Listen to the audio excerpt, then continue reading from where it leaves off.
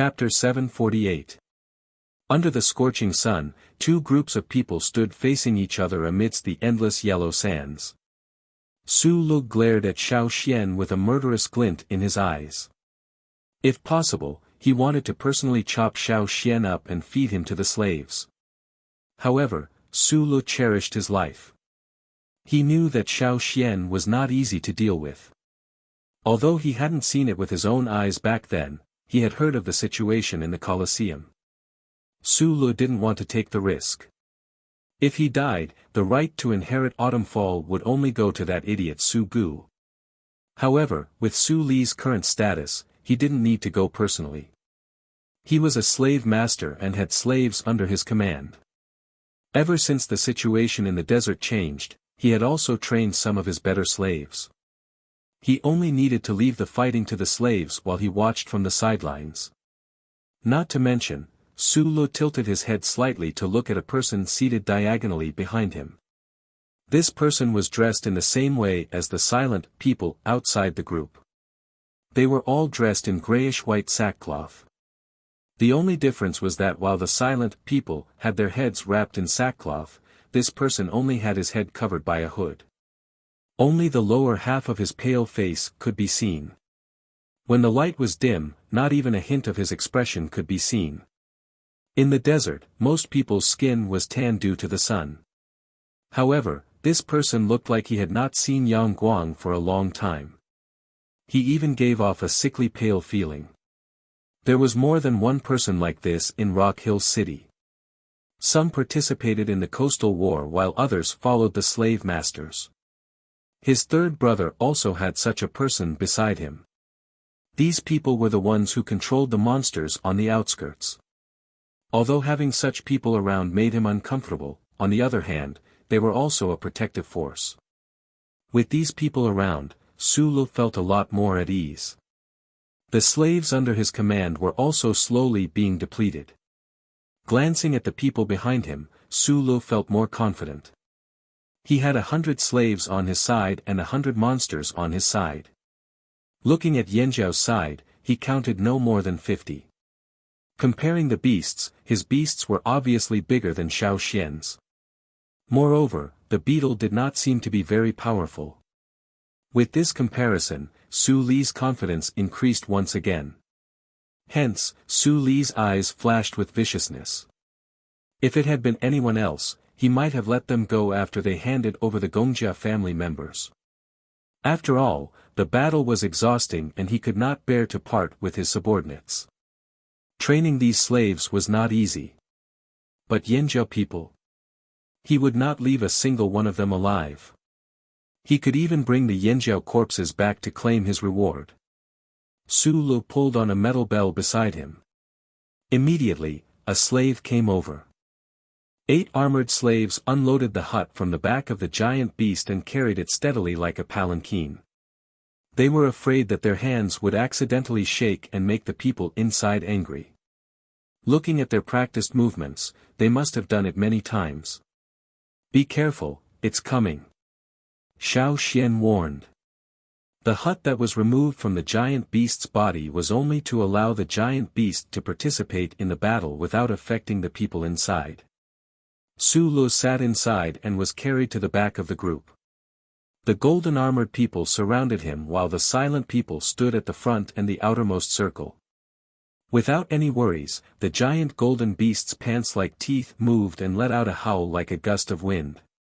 It lifted its upper body and bent its dozens of legs downwards, exposing its abdomen that was almost touching the ground.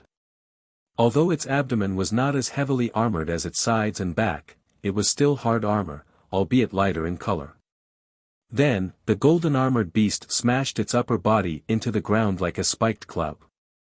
The sandy ground shook violently as if a boulder had fallen or a mountain had collapsed. It was as if a sudden clap of thunder rang in their ears. Those who were close by felt their heads hurt and their chests churn. The 6 Gongjia members felt a sense of oppression. When they were escaping, they had never encountered a giant beast like this. Even if they had only seen it from afar. If they had encountered a giant beast like this, they would have died long ago. After the rumble, waves of sand rose and spread towards the Yinzhou people. The waves spread to the feet of the Yinzhou people. Even those who stood 100 meters away felt their footing become unstable. It was as if they were standing on a small boat in the middle of a storm, swaying and swaying. The giant golden figure stirred up a gust of sand that rubbed against the giant golden beast's armor. It was as if sand was being polished against hard metal, producing a sharp sizzling sound. Gongjia Ren lifted his sleeves to cover his nose and mouth, squinting his eyes into thin slits to prevent the sand from entering his eyes. His slightly wide sleeves flapped under the wind and sand, and his hair was almost blown parallel to the ground. This giant beast was not easy to deal with. Then, what should the Yinzhou people do? Gongjia Ren looked around. To Gongjia Ren's surprise, the Yinzhou people did not show any signs of fear or nervousness. It was as if the giant golden beast's performance was nothing more than a normal gust of wind. In reality, that was indeed the case. They were not pretending to be calm. The Yinzhou people really did not think much of the giant golden beast. What's with the pretense? We've even seen the king's stoneworm. This giant beast may give Gongjia Ren and the rest a lot of pressure. However, to the Yinzhou people who were used to giant beasts, hunting fearsome beasts, and even a few king beasts, they were not affected much. The Yinzhou people only turned to glance at the giant golden beast, then turned their attention back to the masked and silent people. They were more concerned about these so-called monsters. However, the Yinzhou people's silence made Su Lu think they were afraid. That's all you have. Forget it, hand over Gongjia Ren and the rest and I'll give you time to leave, said Su Lu slowly, as if this was a rare gift. He gave them time to leave but did not say how much time they would be given, nor did he mention how he would hunt them down. At this, Xiao Xian smiled and looked in the direction of the wind. You think you have an advantage in numbers? You want to bully us with numbers? So what if I do? Su Lu thought it was normal to bully others with numbers. It was also the safest and he liked it the most. It would be abnormal if it was the other way around. Nothing. Xiao Xian raised his right forefoot and stomped down. The ground beneath his feet trembled slightly. It was not as strong as the giant golden beast but it traveled far. The air around him seemed to change slightly with this stomp, as if muffled thunder was coming from under Xiao Xian's feet. The sound was not loud, as if it came from afar, but also from underground. A layer of sand on the ground spread outwards in a circle, expanding rapidly. Soon, it had passed by Su Li's side. The armored men standing around Su Lu felt a gentle gust of wind graze their feet. However, they had the illusion that a cold hand had gripped their feet, sending chills down their spines. The weather was hot and they had been traveling for a long time, so it should have been very hot. However, they couldn't help but shiver with an ominous premonition. Young master, something's wrong, Su Lu found it strange too. He pulled the cloth aside and looked outside. Suddenly, he shuddered. Beetles. He saw small black beetles appearing on the sand. One by one, they looked like they could be stomped to death. However, more and more beetles appeared. This gave him an ominous feeling. He then looked at the giant blue beetle beside Xiao Xian. Su Lu took a deep breath. His fingers trembled and he released the cloth. He swallowed his saliva. His voice was filled with suppressed shock. Insect tide. When did the horrors of the insect tide become known to everyone? When did it spread? In Su Li's memories, even though there were cases of beetles chewing on the corpses of battle beasts in the early days, that wasn't the start of their panic. The true terror that the insect swarm brought upon them started from an incident in the past. Back then, the Snowfield King sent 200 golden armored guards to hunt down Xiao Xian. However, not a single one of them returned. It was said that those who went out to search for the golden armored guards found the skeletons of the golden armored guards somewhere in the desert. All that was left were pale white bones, tattered clothes, and the golden armor that they were so proud of. They were half buried in the sand, filled with the aura of death.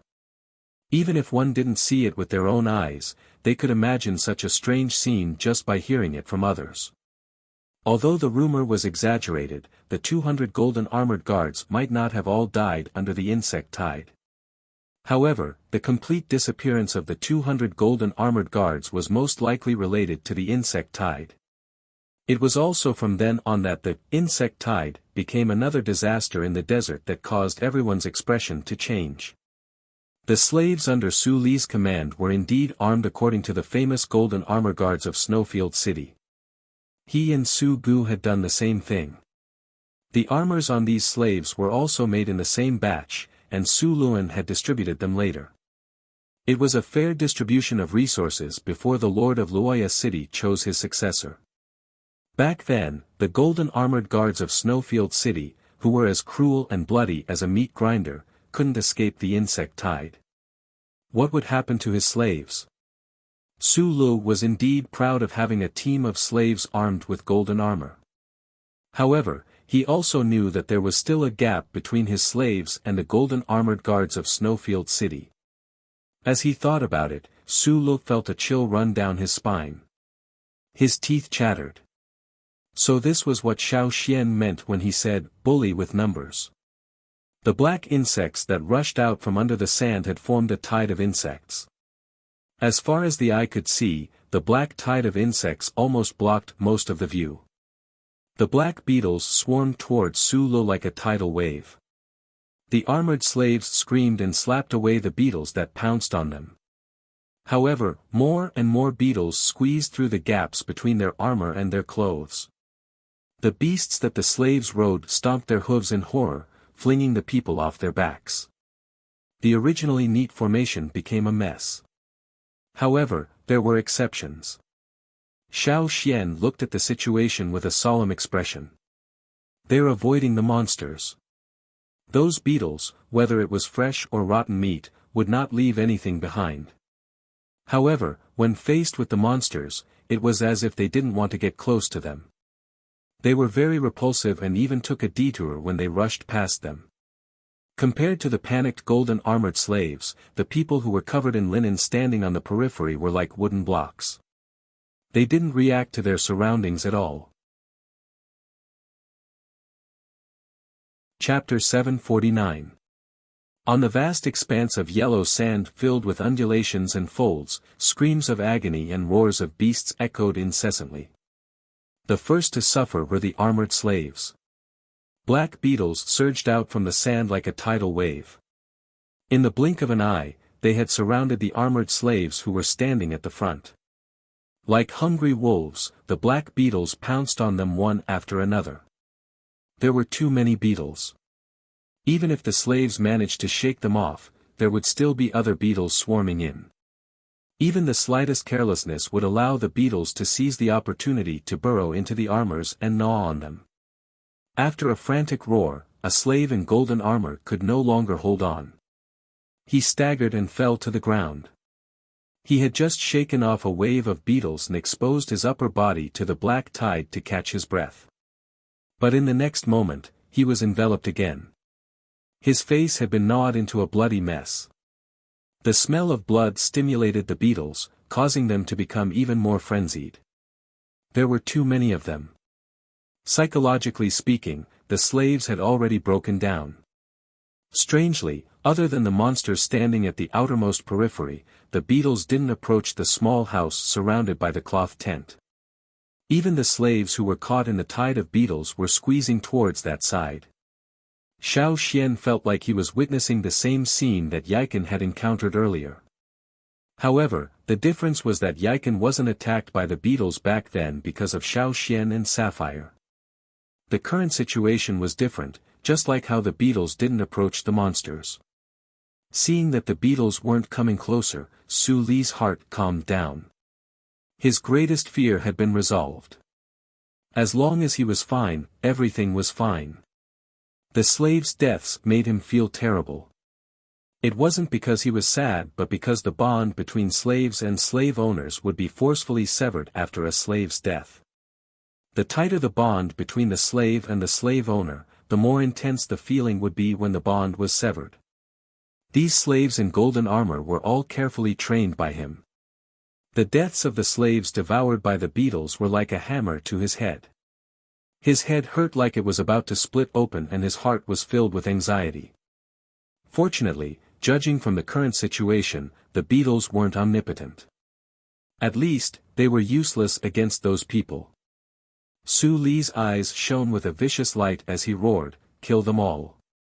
The golden-plated beast was already charging towards them. It was a beast enslaved by Su Lu. Before the changes in the desert, such a beast would have been brought to the bestial battle arena. However, the bestial battle arena had been closed for a long time now. These beasts had also become a part of the battle. They were also the beasts that Su Lu would ride on whenever he went out on a mission. "Go," Xiao Xian said to Sapphire. In terms of size, Sapphire was not as large as the giant golden beast, and its tonnage was also a notch lower, but Xiao Xian had faith in Sapphire. The collision of the two giant beasts seemed to have created a storm in the desert. The flying sand and dust made everything on the ground blurry. The strange people who had been standing there silently also began to move. The slaves were too intimidated by the insect swarm to charge forward. Su Lu couldn't bear to send his well-trained slaves to their deaths either, so he had no choice but to let the weirdos do it. How could those freaks defeat the Yanjiao people? After all, they still had the advantage in terms of numbers. "Protect them!" Ta shouted to the warriors surrounding the 6 Gongjia members. The Yanjiao people pulled out swords, axes, spears and other weapons covered in animal hide. When they came to the desert, they brought 2 types of weapons. One was a new bronze weapon, and the other was an ordinary bronze weapon. Most of the time, unless they were dealing with the beasts in the desert, they would only use ordinary weapons. As for the new bronze weapons, they were all covered up. After all, this kind of weapon was too unique, so they had to cover it up. But now that they were going to fight, of course they would not hold back, and there was no need to cover it up. The totemic power in their bodies surged. In the blink of an eye, the Yanjiao people had fully unleashed their auras. Totemic patterns appeared on their bodies. There were no shouts or howls, only silent as they charged forward. When they hunted in the forest, they did not roar often, unless the hunt was nearing its end or under special circumstances, such as a group hunt, or using their roars to chase away beasts. Now, they maintained the same habit in battle. The giant axe in his hand swung mercilessly, colliding with the weapon in the freak's hand. The brute force forced the other party to retreat. The axe-wielding Yanjiao person's shoulders shook to dissipate the force, then he raised his arm and swung it again. The warrior who was holding the long spear had already replaced the green spearhead. With a shake of the long handle, a hole seemed to have been opened up in the sand. The spearhead was like a sharp fang that locked onto its prey, biting towards the man whose head was wrapped in linen cloth. Ear-piercing sounds of collisions rang out everywhere. The Yanjiao people followed Xiao Xian's advice and attacked the other party's head first. The spear pierced through the throat of one of the masked men, leaving a hole. If it were a normal person, blood would have gushed out of the wound. However, after the masked men's throats were pierced, not only was there no blood spurting out of the wound, but their movements were also not affected.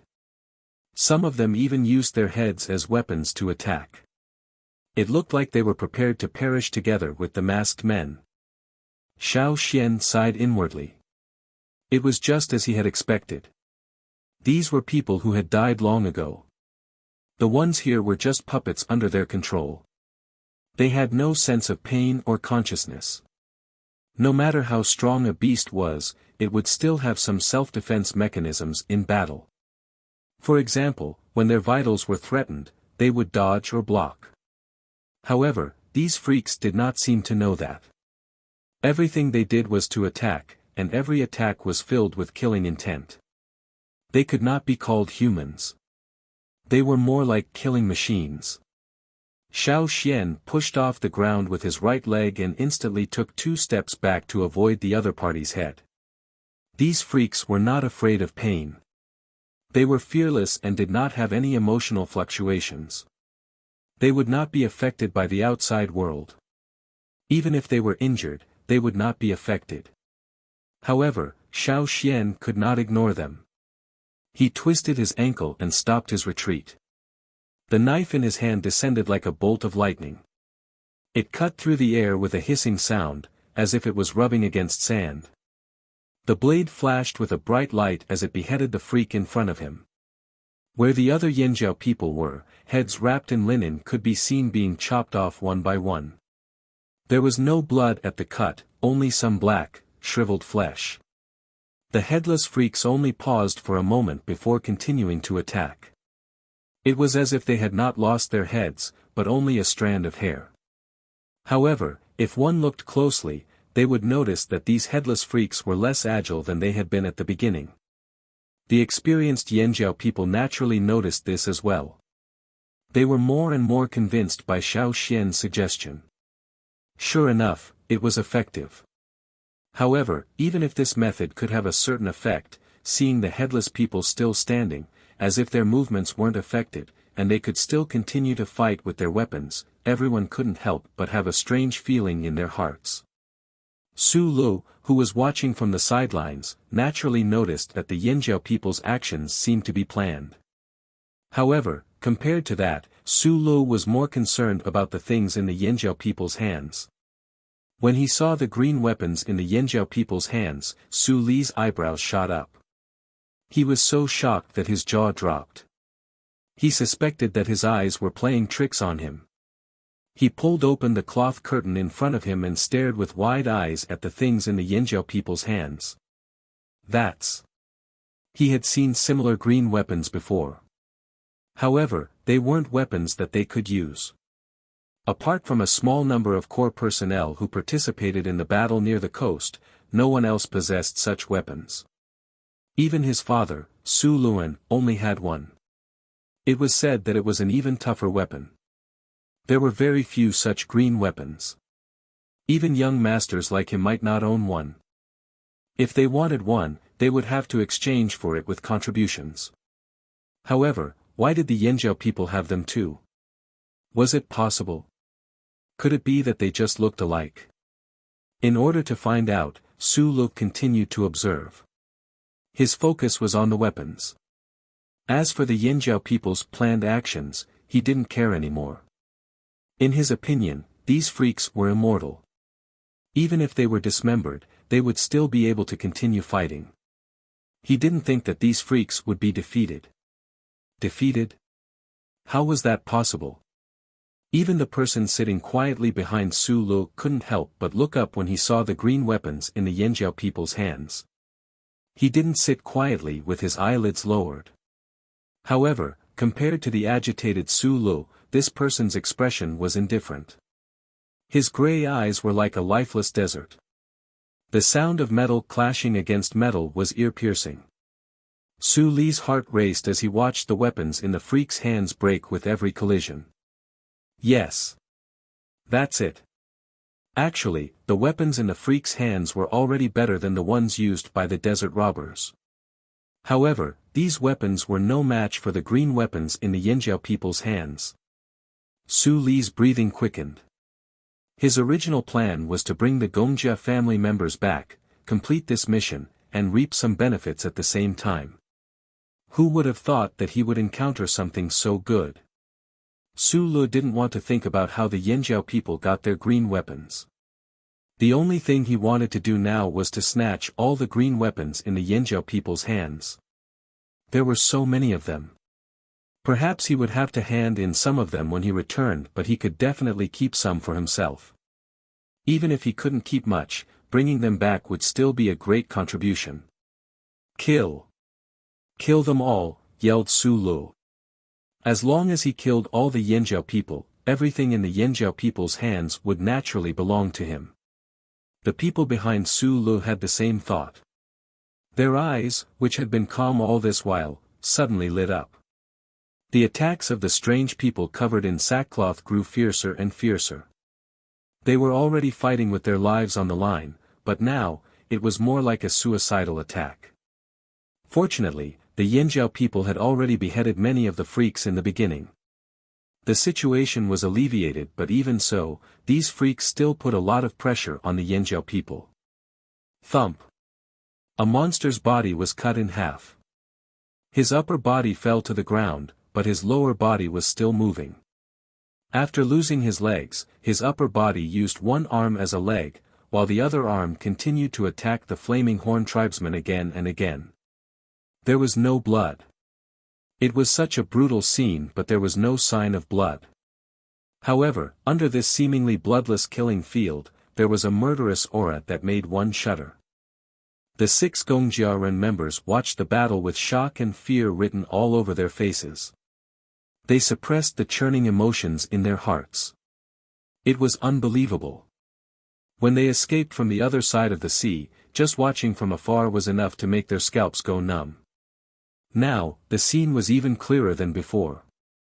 It was as if a heavy hammer was pounding on the hearts of the Gongjia members. Even their hair seemed to be trembling. The freaks who were sliced in half continued to fight. Their heads were chopped off, but their headless bodies continued to attack the Yanjiao people. Their arms were chopped off, but they could still wield their swords to chop off the Yanjiao people's legs. These freaks were just like the legends. They were immortal monsters. They knew no fatigue, no pain, no fear, no breathing.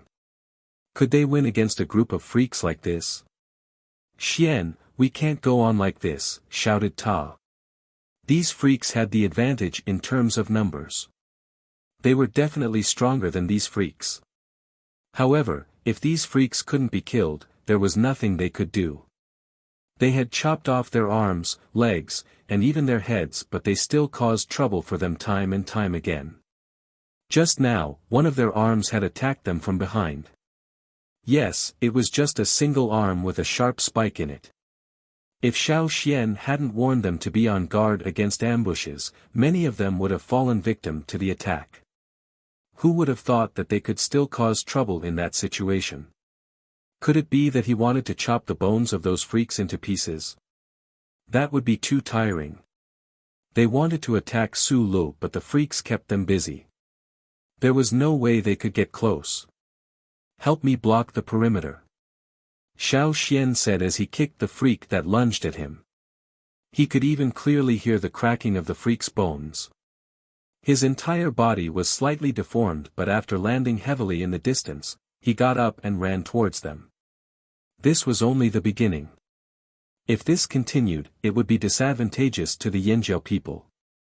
When Ta, Tuo, and the rest heard Xiao Xian's words, they surrounded Xiao Xian with a few other Yanjiao people nearby. They formed a circle around Xiao Xian. Xiao Xian took a deep breath and held his sword horizontally in front of him. His other hand brushed against the blade and his thumb was immediately cut open by the sharp blade. Blood flowed from the wound. What is he doing? Gongjiaren was confused. The rest of the Yanjiao people didn't understand either, but they just had to follow Xiao Xian's instructions. The Grand Elder must have his reasons for doing so. Chapter 750. The Yanjiao people had strong healing abilities. Xiao Xian's healing abilities were even stronger. However, he was controlling the wound on his finger to prevent it from healing too quickly. He pressed his fingertip harder on the blade, causing more blood to flow out from the wound. To prevent the blood from dripping onto the ground, Xiao Xian pressed the wound on his thumb against the blade. His finger moved along with the blood flowing out, following the blade towards the tip. Tsk, as Xiao Xian's finger moved, the blade emitted a strange sound. It didn't sound like a finger moving on the smooth blade, but more like the sound of a scorching hot metal being branded onto something. Something's not right. What was that? Gongjiaren was puzzled. What made him even more puzzled was that the smooth blade had a trace of blood sticking to it as Xiao Xian's finger moved. It didn't look like a random smear of blood. Blood wouldn't stick to the blade so tightly, but it was definitely blood. It was the blood left behind when Xiao Xian cut his finger. Gongjiaren couldn't figure it out. Xiao Xian didn't care about Gongjiaren's confusion. As the trace of blood neared the tip of the blade, he raised his hand and opened his palm. The totemic power within his body surged. At the same time, another surge of energy followed, as if a switch had been turned on.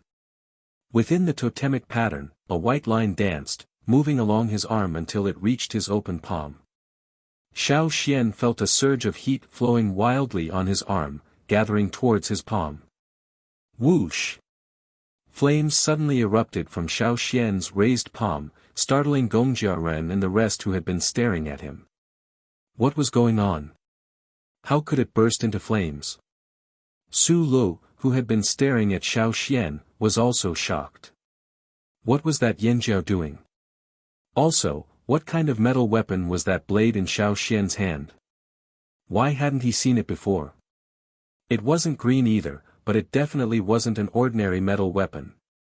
What Su Lu didn't notice was that the hooded man behind him shuddered the moment the flames emerged from Xiao Xian's hands.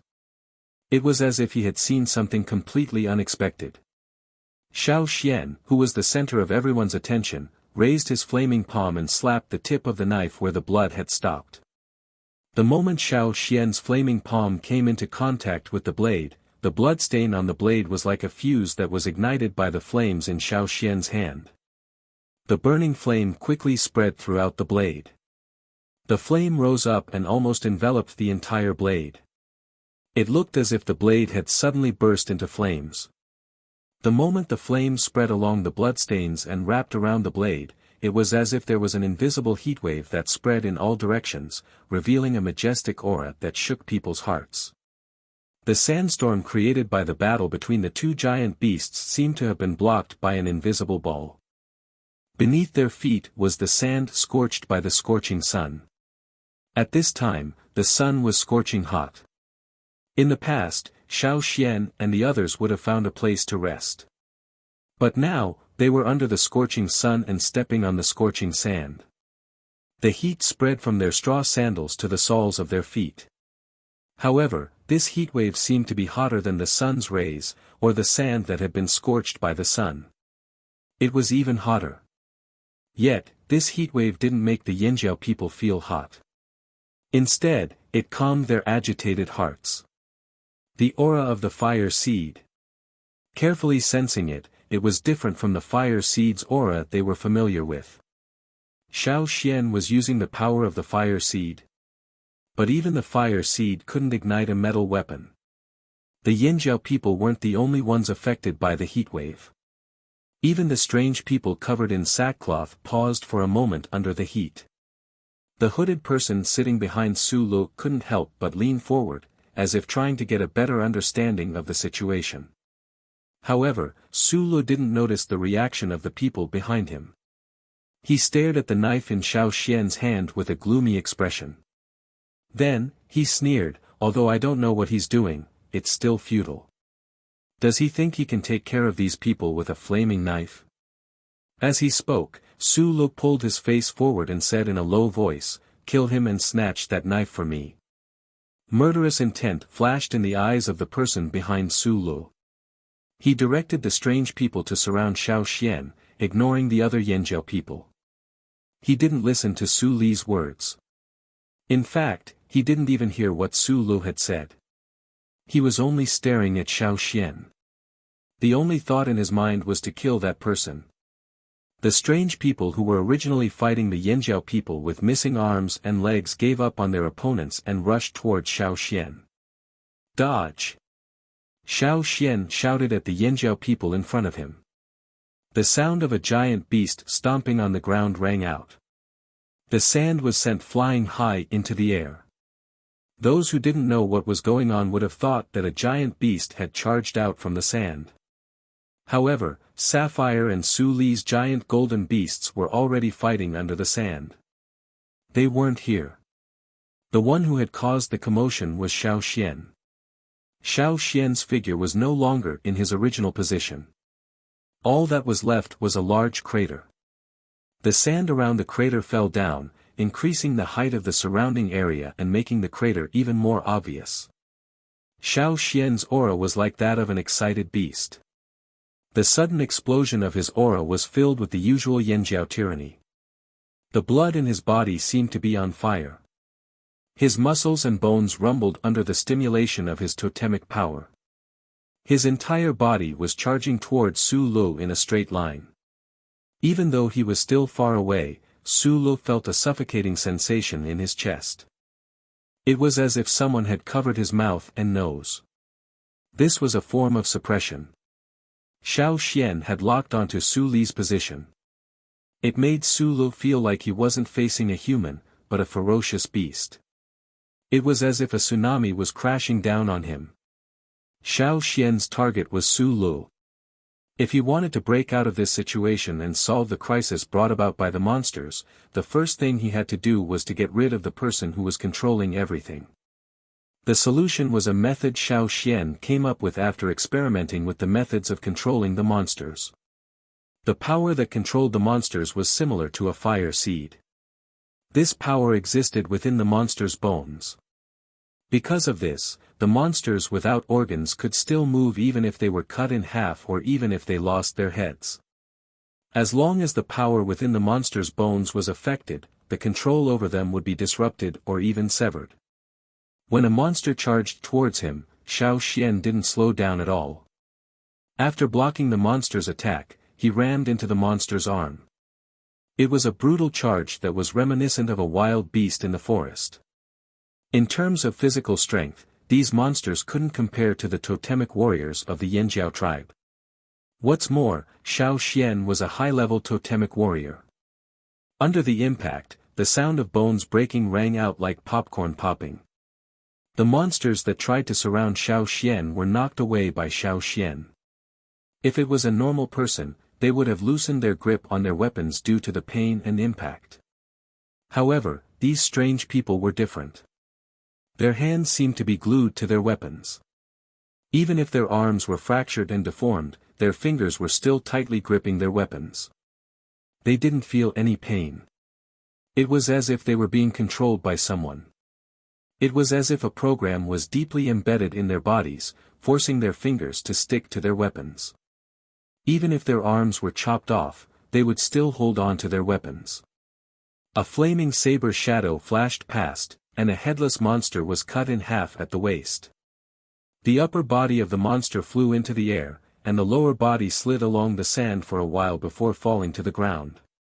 Gongjia Ren looked at the monster's upper body that flew into the air and landed heavily on the ground. Unlike the monsters that were cut by the Yanjiao tribe, the monster that was cut in half by Xiao Xian was still burning. Although it wasn't much and the fire didn't last long, it was definitely there. What surprised Gongjiaren even more was that the monster's body that he thought would move again after being cut in half was spasming like it was having a spasm. His arms that had just been raised went limp again. Was this an effect? Gongjiaren couldn't help but widen his eyes. Behind Su Lu, the hooded man's face turned pale. The muscles on his face were twitching. He felt as if a scorching stream of fire was sweeping through every inch of his muscles, bones, skin, and flesh. It was as if someone had suddenly released a group of crazy ferocious beasts that were crazily and disorderly charging. His meridians, veins, bones, and even the blood in his blood vessels were screaming in pain. Stop him! Stop him! Su Lu began to panic as he yelled. The slaves were busy dealing with the black beetles. On Xiao Xian's path, the black beetles had cleared a path for him. The slaves who finally had a chance to catch their breath were powerless to stop Xiao Xian. They could only rely on the confused monsters. Ta and the rest also wanted to help Xiao Xian, but Xiao Xian was too fast. They couldn't keep up. Forget the Yanjiao people, even the other monsters who were surrounding them couldn't keep up. They didn't even have the time to follow Su Lu and the hooded man's wishes. Under the flaming blade, the monsters who were slashed fell to the ground as if they were sick. They spasmed on the ground like machines that had gone haywire. Even if they were standing, they were still shivering from the cold. This scene was extremely strange to the crowd. Why were the monsters who were supposed to be unaffected by the attack acting as if they were sick? Only the hooded man knew that it was because he could no longer control the puppet slaves accurately. There was a force on their bodies that followed the cut left by the flaming blade and spread throughout the puppet slaves' bodies, interfering with his control. It even directly affected the bodies around him that he was controlling. It was the power of the fire seed. It was the power of the Yanjiao fire seed. The power he exerted on the monsters to control them was unstoppable. How could the Yanjiao people have such power? How? How could this be? Aren't those people supposed to be immortal? Su Li's tone changed drastically as he watched Xiao Xian get closer and closer.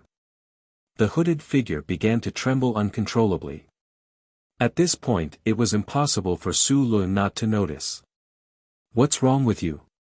Su Lu asked anxiously. This person was his shield. If something happened to him, he and his slaves were no match for the Yanjiao people. Besides, the Yanjiao people were related to the insect swarm. Who? Who is that person? The hooded man's voice trembled, as if he was trying to suppress a great pain. His expressionless face twitched as beads of sweat rolled down his forehead. His appearance scared Su Lu. It was obvious that something was wrong with this person, and it was a big problem. Who was Xiao Xian? He's a Yanjiao person, from the Yanjiao tribe. Su Lu stuttered. The hooded man obviously wasn't asking about this. He knew that the person was a Yanjiao person, but what was his status in Yanjiao? Why did he have such power?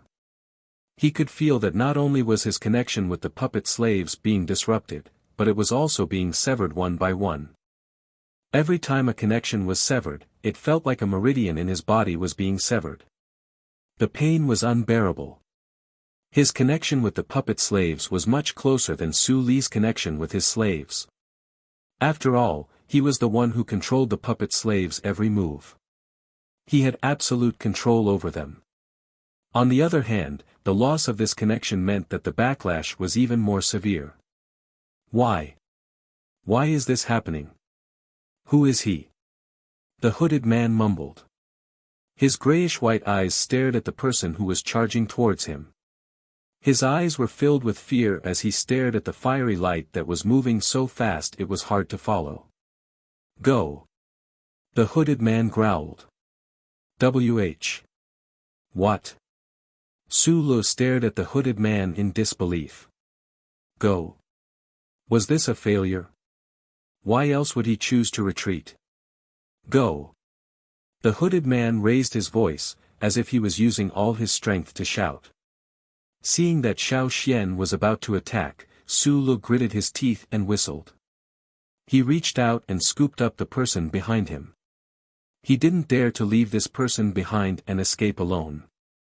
Otherwise, he would be punished by Su Luan when he returned. With the hooded man in tow, Su Lu rushed out of the tent shack and retreated hastily. As for the remaining slaves and monsters, they were abandoned. It wasn't easy for the two of them to leave, so they couldn't bring those people with them. Although Su Lu felt pity for the slaves, they were nothing compared to his own life.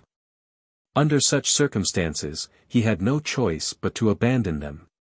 Besides, he still needed them to hold off the Yanjiao people and buy them time to leave. Behind Su Lu, there was a loud bang from the sand. The giant golden-armored beast emerged from the sand with its front body upright and its dozens of legs spread out. When Su Lu and the hooded man arrived, the beast wrapped its legs around each other to form a small, narrow space, protecting Su Lu and the hooded man inside. As for the giant golden-armored beast, its entire body began to curl inwards from its head, protecting the head and the hooded man inside. In the end, it formed a large, golden ball. The parts that were exposed outside were the sturdiest parts of its body. The giant golden-armored beast wasn't considered to be the type with strong offensive capabilities. It specialized in defense. Back then, Su Gu and Su Lu had chosen this giant beast because of its strong defensive capabilities. In times of crisis, it could form a sturdy protective barrier, protecting them securely inside. Even the sharp fangs and claws of the desert's famous beasts couldn't easily break through the giant golden-armored beast's hard shell. This was the type of beast that could save their lives. The giant golden-armored beast's curled body formed a round ball. The rings of hard shell were tightly connected to each other. There were only a few small gaps that even small beetles couldn't squeeze through. These gaps were for the people inside to breathe easily. The giant golden ball rolled on the sand, kicking up sand that shot out at high speed. It was like the muddy water kicked up by the tires of a car as it rolled across a muddy beach. Xiao Xian avoided the high-speed sand and slashed at the giant golden ball. His blade carried a trail of flames as it collided with the giant golden ball. Screech! The ear-piercing sound of metal being cut was accompanied by sparks. A long, black scar appeared on the giant golden-armored beast's body, as if it had been burned.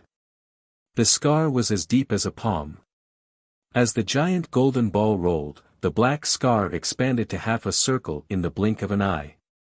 2 more slashes and the giant golden-armored beast's hard shell would have been cut open. Even though Xiao Xian's attack didn't break through its defense, it was enough to make the golden-armored beast panic. It sped up again, desperately fleeing into the distance. Xiao Xian landed on the ground. His blade-wielding arms were numb from the impact of the slash on the giant golden-armored beast's body. The web between his thumb and forefinger was cracked. He wanted to chase after the giant golden-armored beast and finish it off, but the beast's defense was too strong. It would take some time to finish it off. However, there were still many weirdos to deal with. Xiao Xian couldn't just abandon the Yanjiao group. After all, they didn't have a flaming blade. Not everyone had a special ability like Xiao Xian. Bang! A blue figure rushed out from the sand.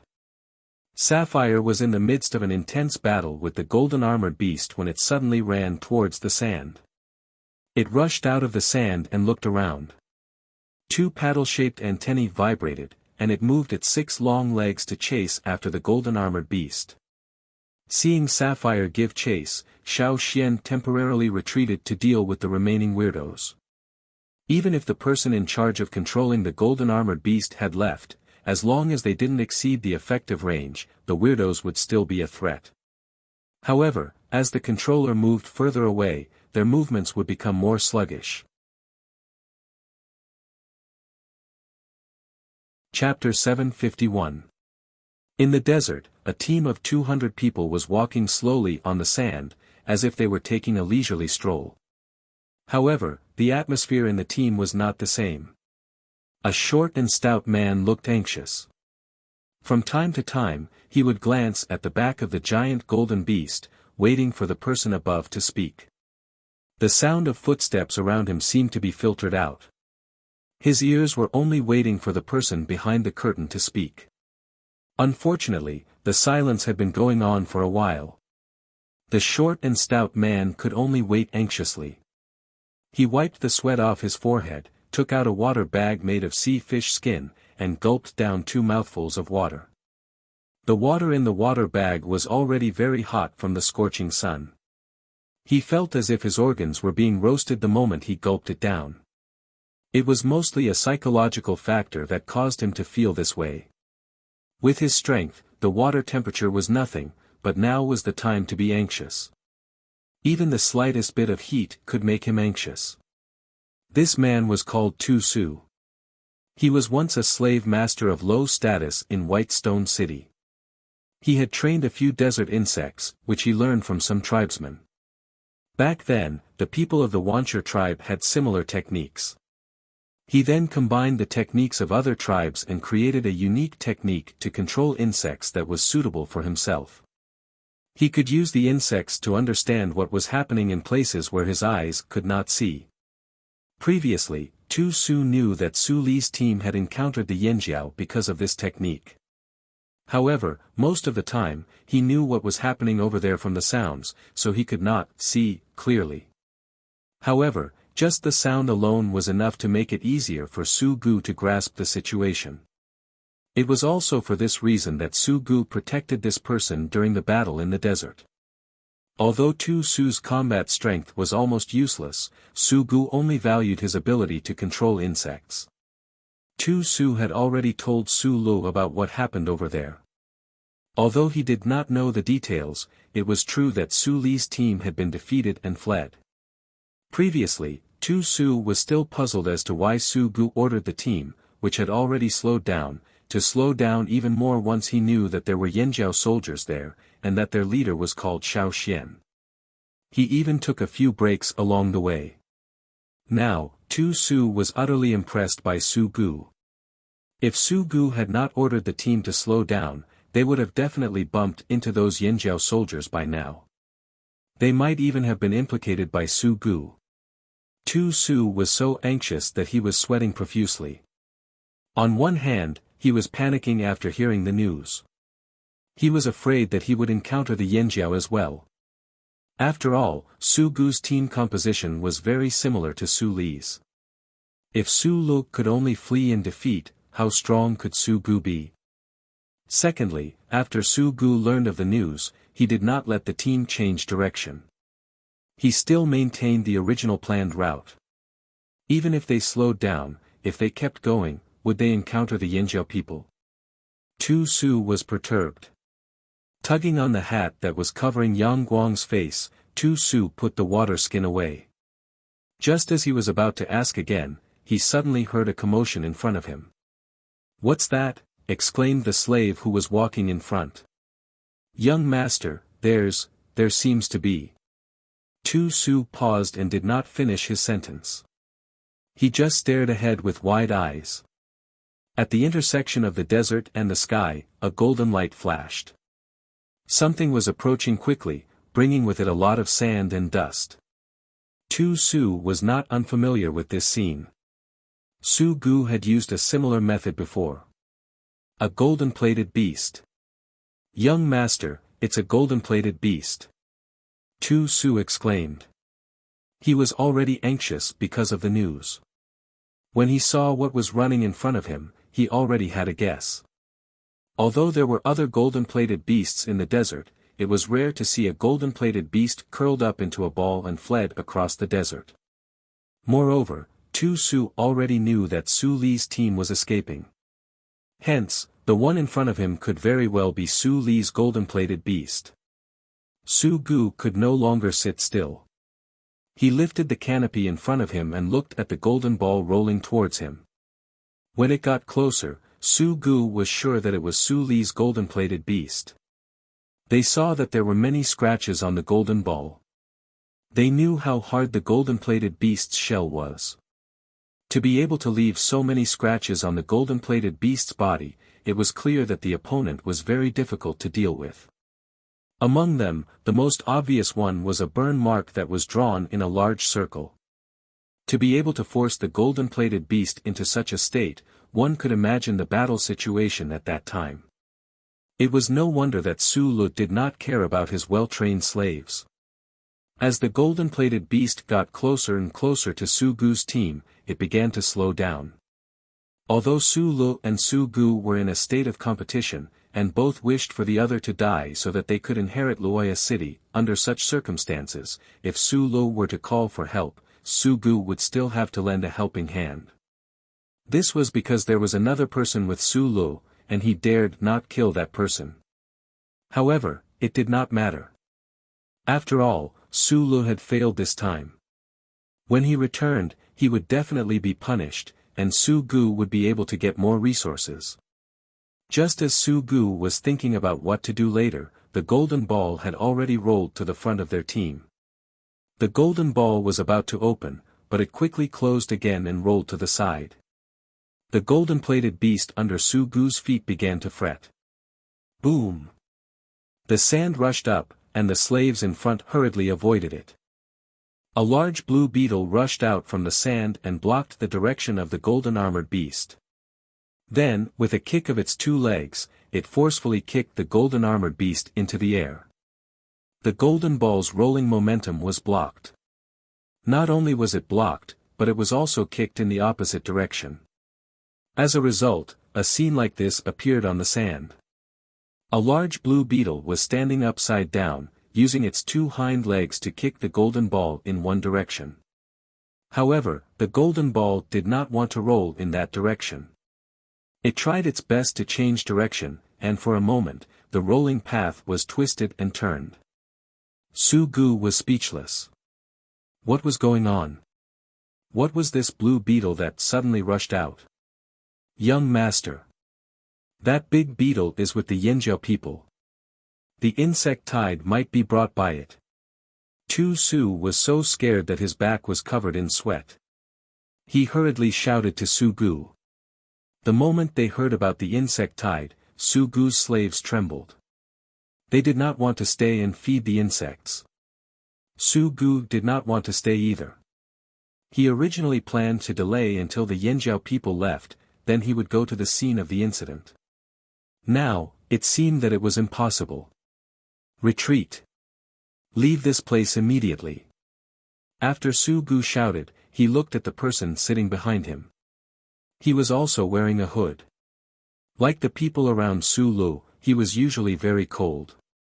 After Su Gu shouted for them to retreat, that person did not object. In fact, he also wanted to go and see how the puppet slaves were doing, but the situation had changed. They should leave first. Are the Yanjiao people here too? Su Gu asked Tu Su anxiously. Tu Su was about to answer when he suddenly felt his vision go black. His head felt like it was covered by a copper bell and someone was knocking on it from the outside. It felt like it was going to explode. Tu Su knew this feeling very well. It was because the connection between him and the two winged insects he sent out had been severed. Those winged insects were equivalent to his slaves. There was only one way to sever the connection between him and the winged insects, and that was if the winged insects had died. On the other side, a group of black beetles spread their wings and flew towards the inconspicuous flying insect. The flying insect flew faster than the beetles, but it had lost the opportunity to escape. As more and more beetles surrounded it, its wings were finally bitten. Then, a second, a third, and even more beetles surrounded the flying insect and ate it. On the ground, the black insect tide devoured all the golden armored slaves. Some of the slaves tried to escape, but they were cut down by the Yanjiao people and swallowed by the insect tide.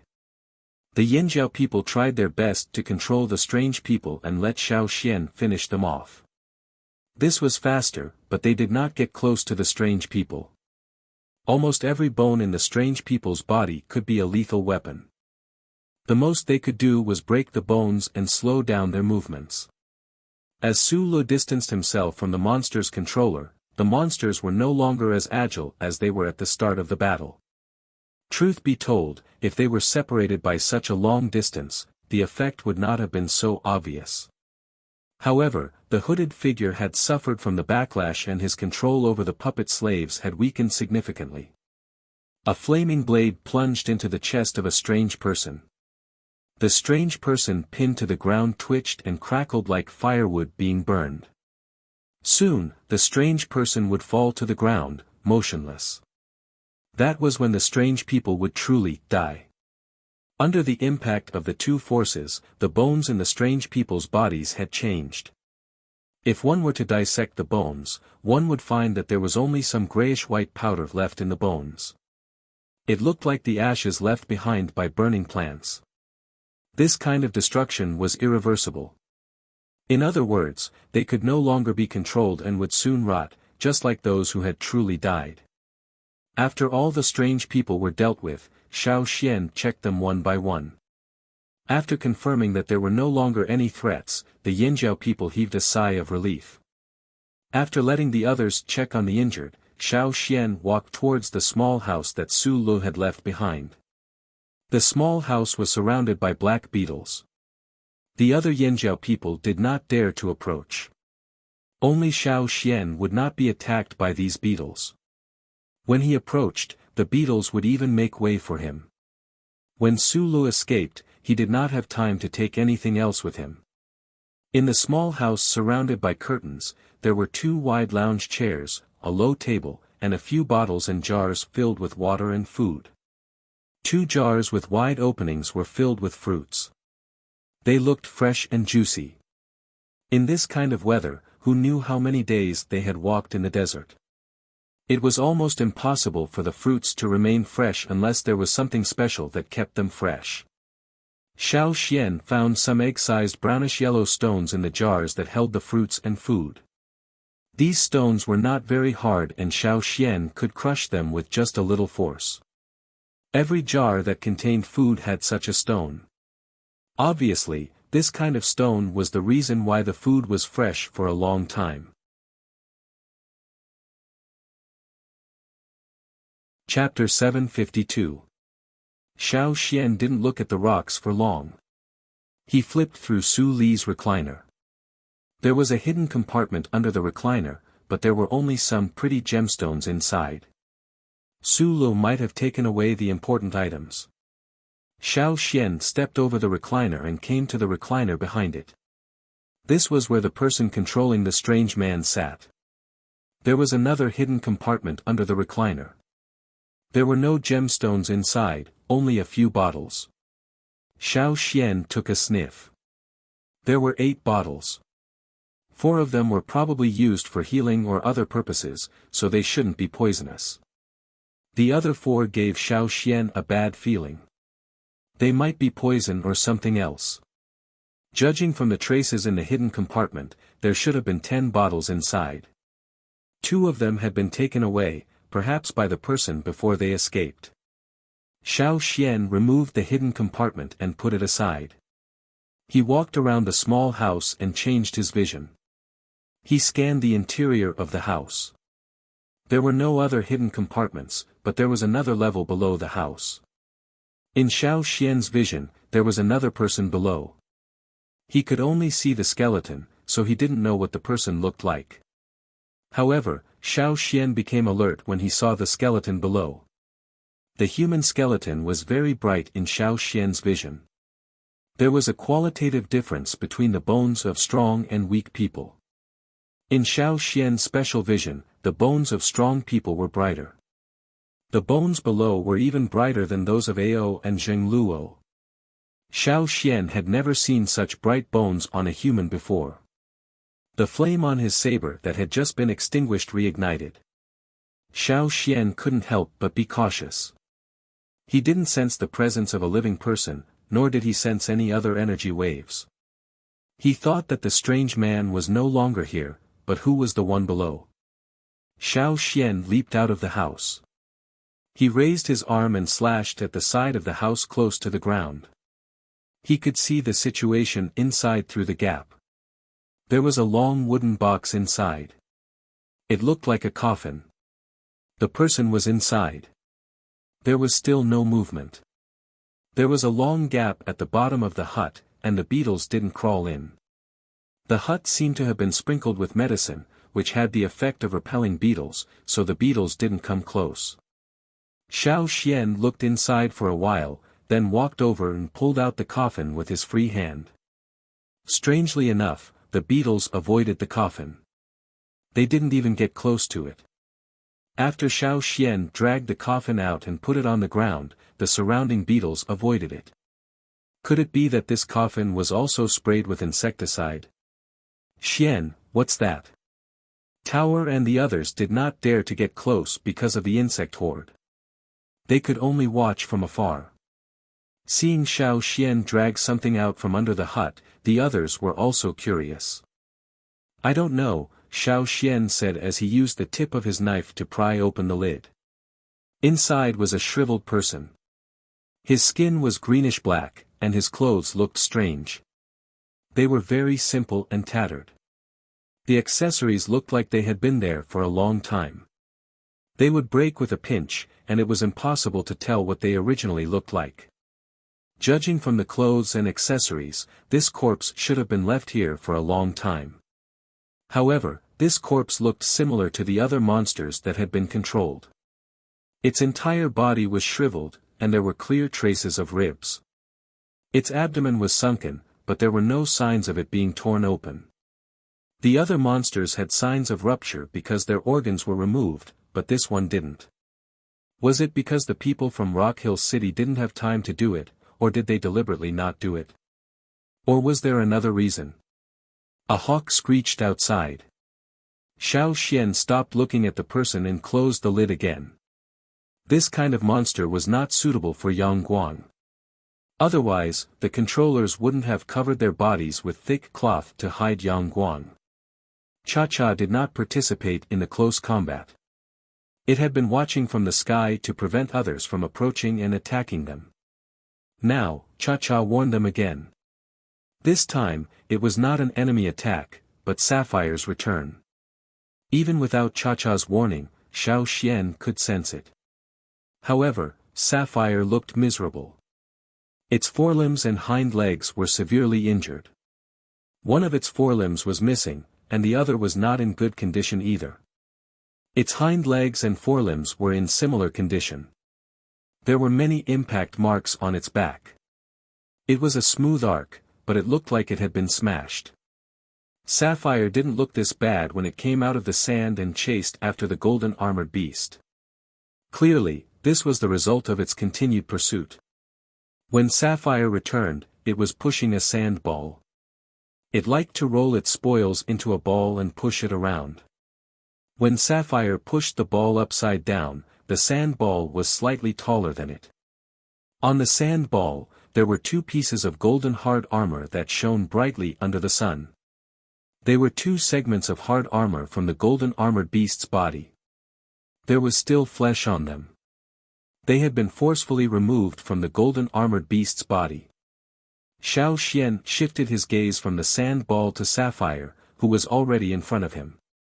Upon closer inspection, Xiao Xian noticed that Sapphire's shovel-like head was slightly crooked. Its 2 paddle-shaped antennae drooped down like folded antennae. When Sapphire chased after the golden armored beast, Xiao Xian didn't let it fight to the death. He didn't expect Sapphire to pursue to this extent. Sapphire seemed to be in a hurry to explain something. Due to the connection between their consciousnesses, Xiao Xian could roughly guess why it couldn't bring Su Lu and the controller here. Su Lu and the others had reinforcements. Otherwise, Sapphire wouldn't have ended up in such a sorry state. Sapphire rolled the sand ball in front of Xiao Xian, indicating that it wanted Xiao Xian to examine its results. Its 2 folded antennae swayed anxiously and nervously. Seeing Sapphire's reaction, Xiao Xian smiled. He cut open the sand ball with his saber and dug out 2 pieces of shiny, ring-shaped hard armor from the sand ball. There was no one inside, but there were 2 small bottles. Xiao Xian guessed that they were together with the 8 bottles he found in the hidden compartment of the hut. Perhaps they were dropped when Sapphire was chasing after them. The opening of the bottle was tightly sealed. Xiao Xian examined it. The bottle wasn't broken. The medicine inside had a refreshing smell that refreshed one's spirit. It was probably a healing medicine. Other than these, Xiao Xian also dug out a palm-sized green metal plate from the sand ball. There were words engraved on it, the number 22 foot. Putting aside the meaning of this number, the palm-sized metal plate in Xiao Xian's hand was similar to Yanjiao's new bronze. It was probably made from the blood of a green-faced fanged beast that the people of Rock Hill City had captured. However, its quality was slightly better than that of Yanjiao's and it was also more exquisite. Looking at the nervous giant blue beetle in front of him, Xiao Xian asked, "Do you want to unlock the last lock?" Sapphire's 2 antennae shook. The folded section seemed to lift up, and its hind legs that were missing a section kicked the sand. It was agitated. Xiao Xian didn't intend to unlock the 5th lock so soon. Sapphire had just woken up not long after the 4th lock was unlocked. Unlocking the 5th lock so soon would be risky. Secondly, Xiao Xian thought about it the most. The more slaves he unlocked, the stronger he would become. Many slaves who broke free from their shackles relied on their talents and willpower after unlocking the 2nd and 3rd locks. Sapphire's body was different from the other slaves with 3 locks. When Xiao Xian enslaved it, he placed 5 locks on it. So far, he had already unlocked 4. Xiao Xian didn't know if the giant blue beetle would break free from his control after unlocking the 5th lock. It might even break free from his enslavement. However, he didn't know when he would return after leaving the desert this time. Would the injured Sapphire be targeted by the people of Rock Hill City? What would happen when that happened? Xiao Xian couldn't predict it. He didn't manage to capture Su Li's men this time. With Su Li's vengeful personality, he would definitely do everything in his power to seek revenge. Yanjiao was too far away from the desert. The possibility of Su Lu leaving the desert wasn't high. Thus, he could only target Sapphire. The insect swarm was too big a target. It wasn't impossible for Su Lu to find Sapphire. He could even set up some traps to lure the swarm. There were many factors to consider. If he wasn't careful, the knife in his hand could become a tool to stab himself. However, Sapphire's performance this time made Xiao Xian decide to unlock the fifth lock. Ji Ju once said that the loyalty of the first slave was much higher than that of the other slaves. Xiao Xian was willing to take a gamble.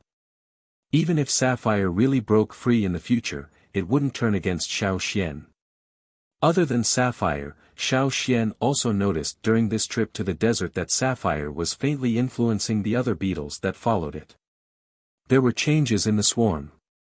Some beetles were larger than the others. When Sapphire was in hibernation, these beetles led the swarm to sweep the desert. Every time they swept, beetles would die and new beetles would join them. The swarm had expanded compared to before. However, based on the conditions here, the number of beetles in the swarm would eventually fluctuate within a certain range.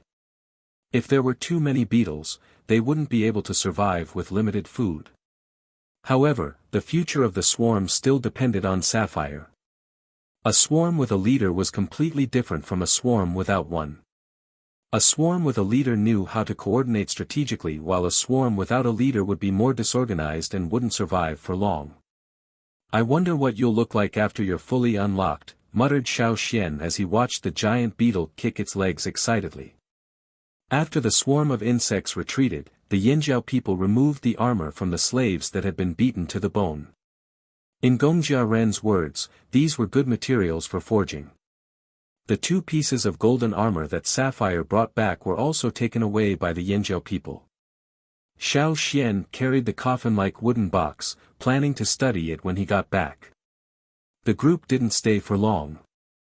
After a short rest, they left in case the people from Rock Hill City came. When they were about to reach the edge of the desert, Xiao Xian unlocked the 5th lock for Sapphire. Perhaps after unlocking all the locks, Sapphire could become a king beast like other fearsome beasts. Chapter 753. After unlocking the 5th lock, Sapphire burrowed into the depths of the sand and fell into a deep slumber. Xiao Xian didn't know when Sapphire would be able to complete this phase. If everything went well, Sapphire would grow stronger and recover from its injuries. Every time Sapphire woke up from its slumber after unlocking the lock, it would undergo such changes. However, if things didn't go well, not only would Sapphire's injuries be unable to heal, but there would also be negative side effects. The Yinjiao tribe was quite a distance away from the desert. Even if something went wrong, Xiao Xian wouldn't be able to arrive in time. Sapphire could only rely on itself. They didn't encounter many Rock Hill City people along the way. The ones they did encounter were small squads, probably patrolling. When they saw the Yinjiao team, they didn't initiate an attack. Those troops were made up of normal slaves and not monsters. Now that the desert was far away from Rock Hill City's territory, it was rare to see those monsters. Perhaps it was because of the war at the seaside that all of them were transferred there. Hence, Xiao Xian's team didn't encounter much trouble after Su Lu. They traveled at night and found a place to rest during the day when it was hot. They were wearing the golden armor they stripped from Su Li's slaves. Before Sapphire was unlocked, it was only used as a porter. After that, the Yinjiao people carried it themselves. The weight of the golden armor was nothing to them. They could even carry it on their backs to hunt sand beasts. Although the armor was indeed useful, wearing it restricted one's movements and one could not get used to it. That was why the Flaming Horns decided to take these armors back and melt them down for recasting. Perhaps they could even make a few decent weapons. We're finally leaving this godforsaken place, Tower said as he looked ahead. Cha-Cha had already flown out of the desert to find the Yanjiao people waiting outside. They would come to their aid. The sandstorm rose again, blurring their vision. However, they could still sense the approaching Yanjiao people. Boss! Grand Elder! Someone ran over. Did it go well? Oh, did you rob them? The person who came over took the armor. This type of equipment was obviously used by the slaves in the desert. I ran into some trouble along the way. After I've solved it, I'll take it back with me, Tower said simply. Looking at the strangers in the group, the receptionist asked, are they the Gongjia family? Yes, that's them. Once they were out of the desert, Ta's mood lightened. He introduced the 6 Gongjia members to the people who were waiting for them. To make it easier for them to understand, Ta used the language of the other side of the sea. Although it wasn't fluent, at least they could understand. The helper looked at the coffin-like thing Xiao Xian was carrying. He wanted to help Xiao Xian carry it, but Xiao Xian refused. Xiao Xian wasn't sure if this thing was dangerous, so it was better for him to carry it. At least if the person in the coffin was really being controlled, he would be able to detect the energy fluctuations immediately. If it was someone else, it might not be the same. The helper didn't ask any more questions. After receiving them, they wanted to leave this place as soon as possible. Now that their mission was complete, they had to hurry back. They couldn't get used to this place. They felt uncomfortable just waiting outside the desert, let alone those who had entered the desert. Let's go back. Tower and the rest didn't want to stay here for a moment longer. Although they were exhausted from rushing through the desert, they still pushed on. Weeds gradually grew on the sand. They were no longer surrounded by yellow sand. The greenery made their surroundings feel more alive. Not just the Yanjiao people, even the Gongjia members felt like they had been reborn. The desert was a nightmare and they almost couldn't escape from it. Fortunately, it was all over now. Arriving at a new place, everything was new to the 6 Gongjia members. The air was unfamiliar. The area where the tribesmen lived was very different from where they came from. On the other side of the sea, there were many people coming and going. Therefore, there were often small trails near the cities. Here, however, there were very few people. There were a lot of forests and some areas with poor soil were completely devoid of people. Only flocks of wild birds could be seen flying around. There weren't many caravans coming and going here. Occasionally, they would see some small traveling teams.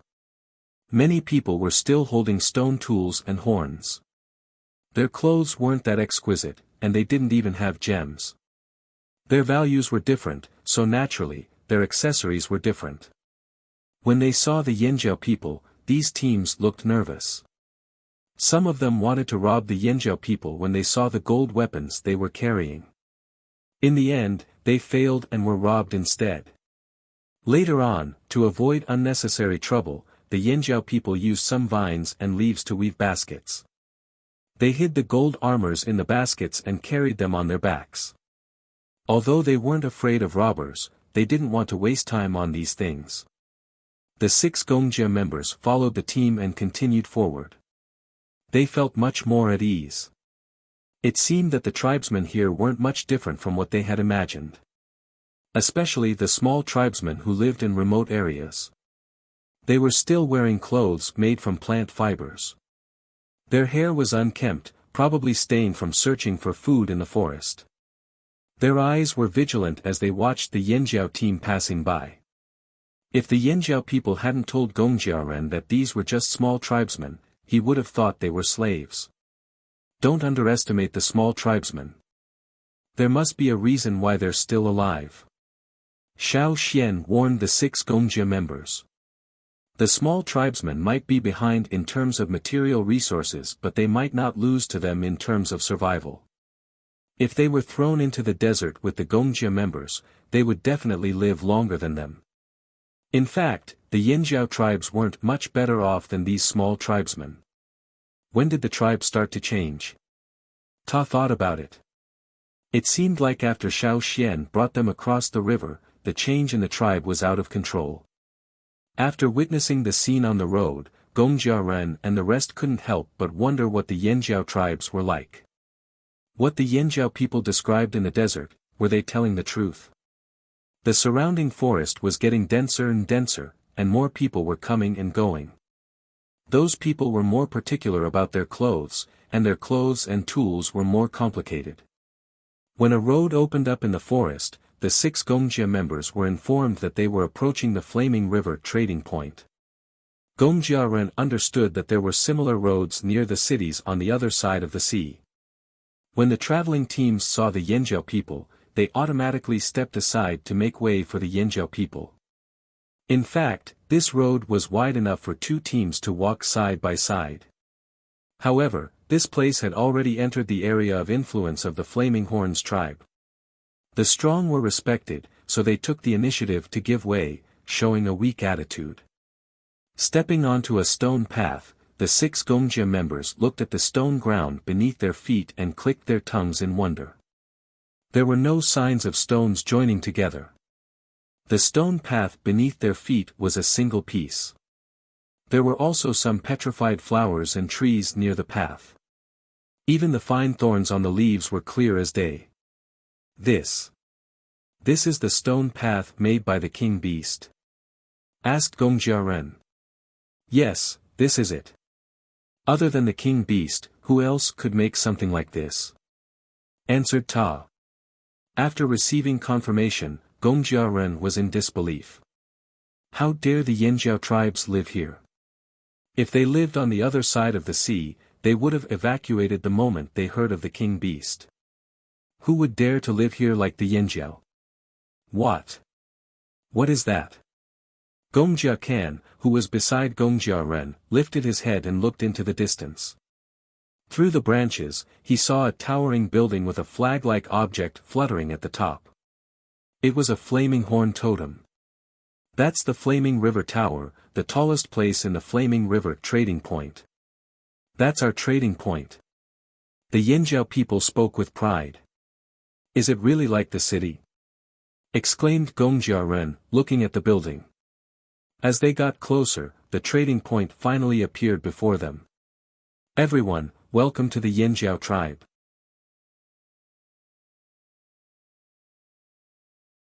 Chapter 754.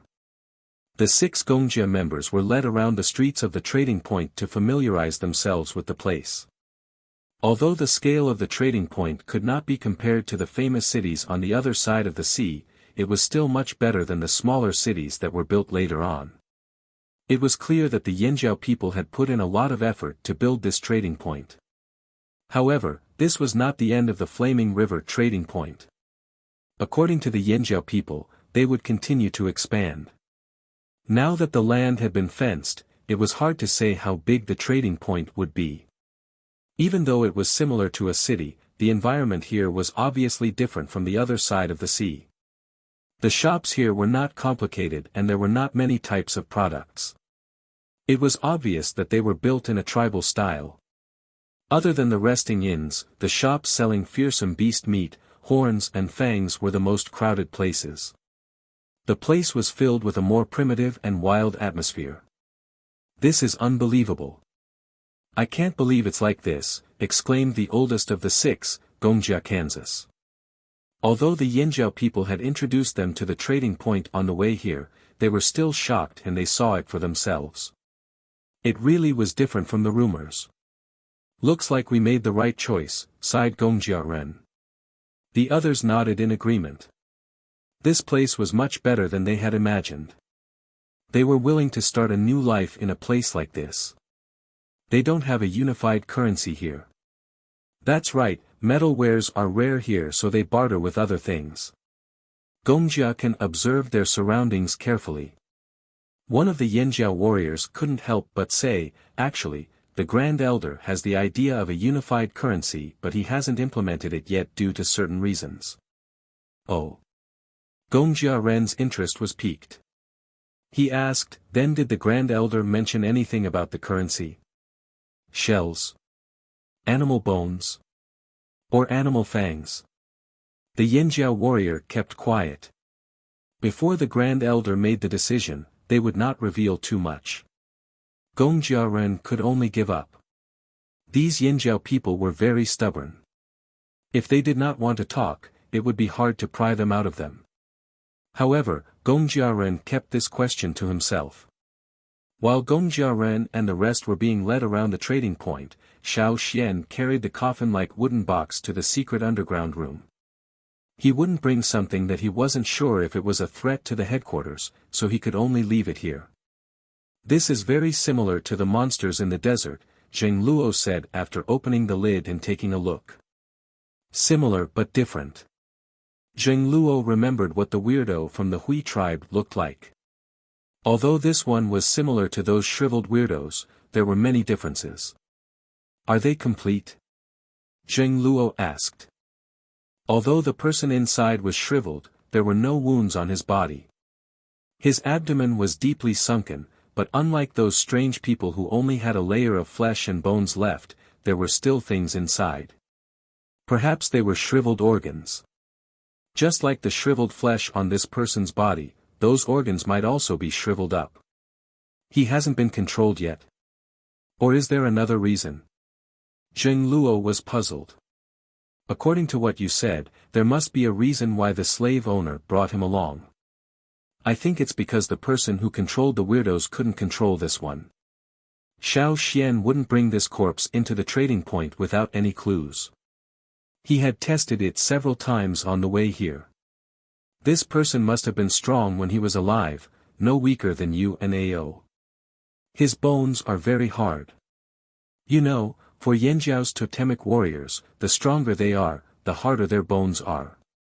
Of course, Zheng Luo knew this.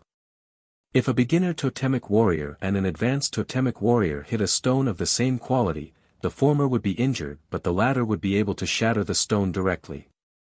Increasing one's strength would strengthen one's body and bones would be a part of it. This person's bones were very hard. Even if he wasn't outstanding in other aspects when he was alive, just the toughness of his bones was enough to measure his strength. This person must have been dead for a long time. Xiao Xian pinched the unrecognizable ornaments on the corpse's body. With just a little force, a cracking sound could be heard. These ornaments should have been very hard when they were made, just like the bones and teeth of the fearsome beasts we use. It's just that some other things happened and a long time has passed, so they've become fragile. Even so, they're still harder than the bones of normal beasts, Xiao Xian explained. Zheng Luo understood what Xiao Xian was trying to say. These ornaments were probably made from fearsome beasts' bones and were very hard when they were first made. In other words, those fearsome beasts were not easy to deal with. How could the people who hunted them be weak? Yes, different species of fearsome beasts had different degrees of hardness. Perhaps a weaker fearsome beast had tougher bones but Zheng Luo and Xiao Xian believed in their guesses. They were also a tribe that focused on hunting so they understood how tribesmen thought. As for ornaments, they preferred the more dangerous and aggressive fearsome beasts. That was the best way to show off their strength and status. The people of Rock Hill City like to find strong totemic warriors or slaves to make into strange puppets. This one might be one of their targets, but this one is different from the others. Xiao Xian pointed at the person lying in the box. There's some residual power in his bones, similar to the power of the monsters we met in the desert. But it's too little. It can't even control a small piece of bone, let alone a whole person. The residual power must have been left behind by the people of Rock Hill City when they tried to control it. They failed so they left it until now. Ever since they left the desert, Xiao Xian had not sensed any signs of life from this wooden box. This person should be dead. But how could a lifeless corpse that was not frozen, treated with medicine, or controlled by other forces be preserved in such a state without rotting? Back then, the pterosaur and the other insects had been preserved for so long because they were frozen. So how did this corpse, which looked like it had been dead for a long time without rotting, stay in this state? He did not have the bone ornaments worn by Yanjiao's ancestors. Xiao Xian, have you tried to control it? Asked Jing Luo. He knew that Xiao Xian could imitate the people of Rock Hill City and use a similar method to control a corpse. Xiao Xian shook his head. I tried once on the way back but it didn't work. But I was in a rush and had limited time so I didn't take it seriously. I'll try again after I settle the Gongjia people down. Zheng Luo also hoped that Xiao Xian could control this shriveled monster. If he succeeded, they would have another ally. Should we send someone to guard this place today? Asked Zheng Luo. Xiao Xian was going to bring the 6 Gongjia people to the headquarters so he couldn't stay here forever. When Xiao Xian left, they still had to send someone to guard this place just in case. Do you want me to do it myself? Asked Zheng Luo. No, no need. I have someone more suitable. Seeing that Xiao Xian had rejected his suggestion, Zheng Luo was curious about who Xiao Xian was referring to. Xiao Xian opened the door to the secret room and walked out to wait for a while. Someone came over. It was the guard at the top of the flaming river tower. The pterosaur was perched on his shoulder. You've gained weight. Xiao Xian compared the pterosaur's appearance before he left to its current appearance. This pterosaur had been living a carefree life while he was gone. Xiao Xian could now control the pterosaur at the headquarters. Although it wasn't as precise as when he was close to the headquarters, it was enough to make the pterosaur fly over obediently. No matter how impudent the pterosaur usually was in front of the Yanjiao people, it was very obedient now.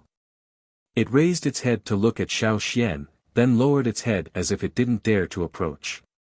A while ago, when Xiao Xian wasn't around, the pterosaur couldn't be controlled due to the distance. Every day, the pterosaur would lead the group of ill-trained bitter leaf birds to steal food from the patrolling soldiers. It would even throw fish bones at them. However, everyone knew that this pterosaur belonged to Xiao Xian. The 2 retired shamans also valued the pterosaur, so no matter how angry they were, they couldn't do anything to the pterosaur. All they could do was scold it. At first, it was useful. Later on, they used words to scare it. Forget about the pterosaur, it didn't even care about the group of birds. Xiao Xian already knew this from the people on duty at the trading point. This is the one you said is more suitable. Zheng Luo looked at the chubby pterosaur in disbelief. What else could it do? It's more suitable than the others. Xiao Xian walked over and grabbed the pterosaur's wings. He carried the unwilling pterosaur into the secret room. He pointed at the cage that hadn't been used for a long time. You'll sleep here tonight.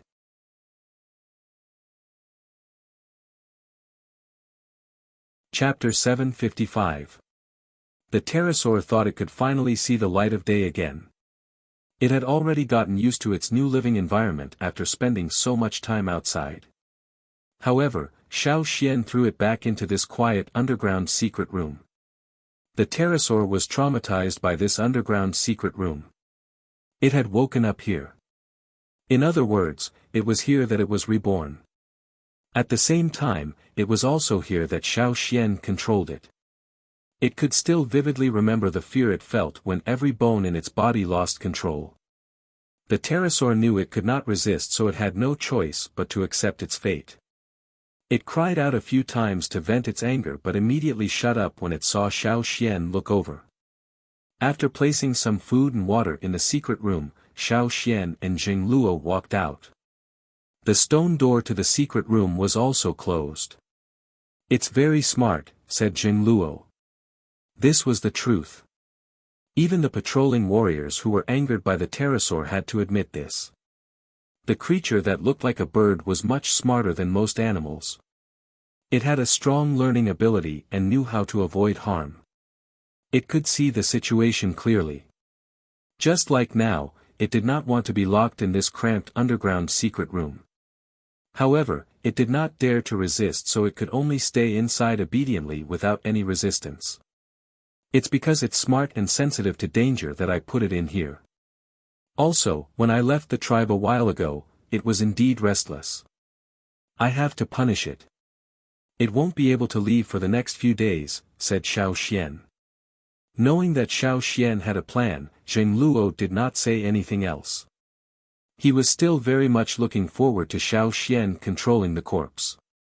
Although Zheng Luo did not go to the desert, he heard from the people who came back about the abilities of the monsters. It was indeed terrifying. Without Xiao Xian, the people who entered the desert might not have made it out alive. What do you plan to do with the Gongjia family? Asked Zheng Luo as they walked towards the top of the flaming river castle. On the way here, they said that as long as Yanjiao accepts them, they would be willing to forge weapons for us. Gongjia Ren also said that forging was a part of their lives. They might not be willing to be idle. It's just a win-win situation. However, they also said that the core skills of forging will not be passed on to outsiders. Zheng Luo was a little disappointed to hear that the craftsmanship would not be taught to outsiders, but he could understand. He thought about it, as long as the Gongjia family made things for Yanjiao, that would be enough. Zheng Luo pointed at the knife in Xiao Xian's hand. Can you mass-produce this kind of metal weapon? With the materials we have now, we can only make about 100 of them, Xiao Xian said. We've already replenished them with new crystals. It will take time to make more. Zheng Luo nodded. 100 was a lot. It was better than he had expected.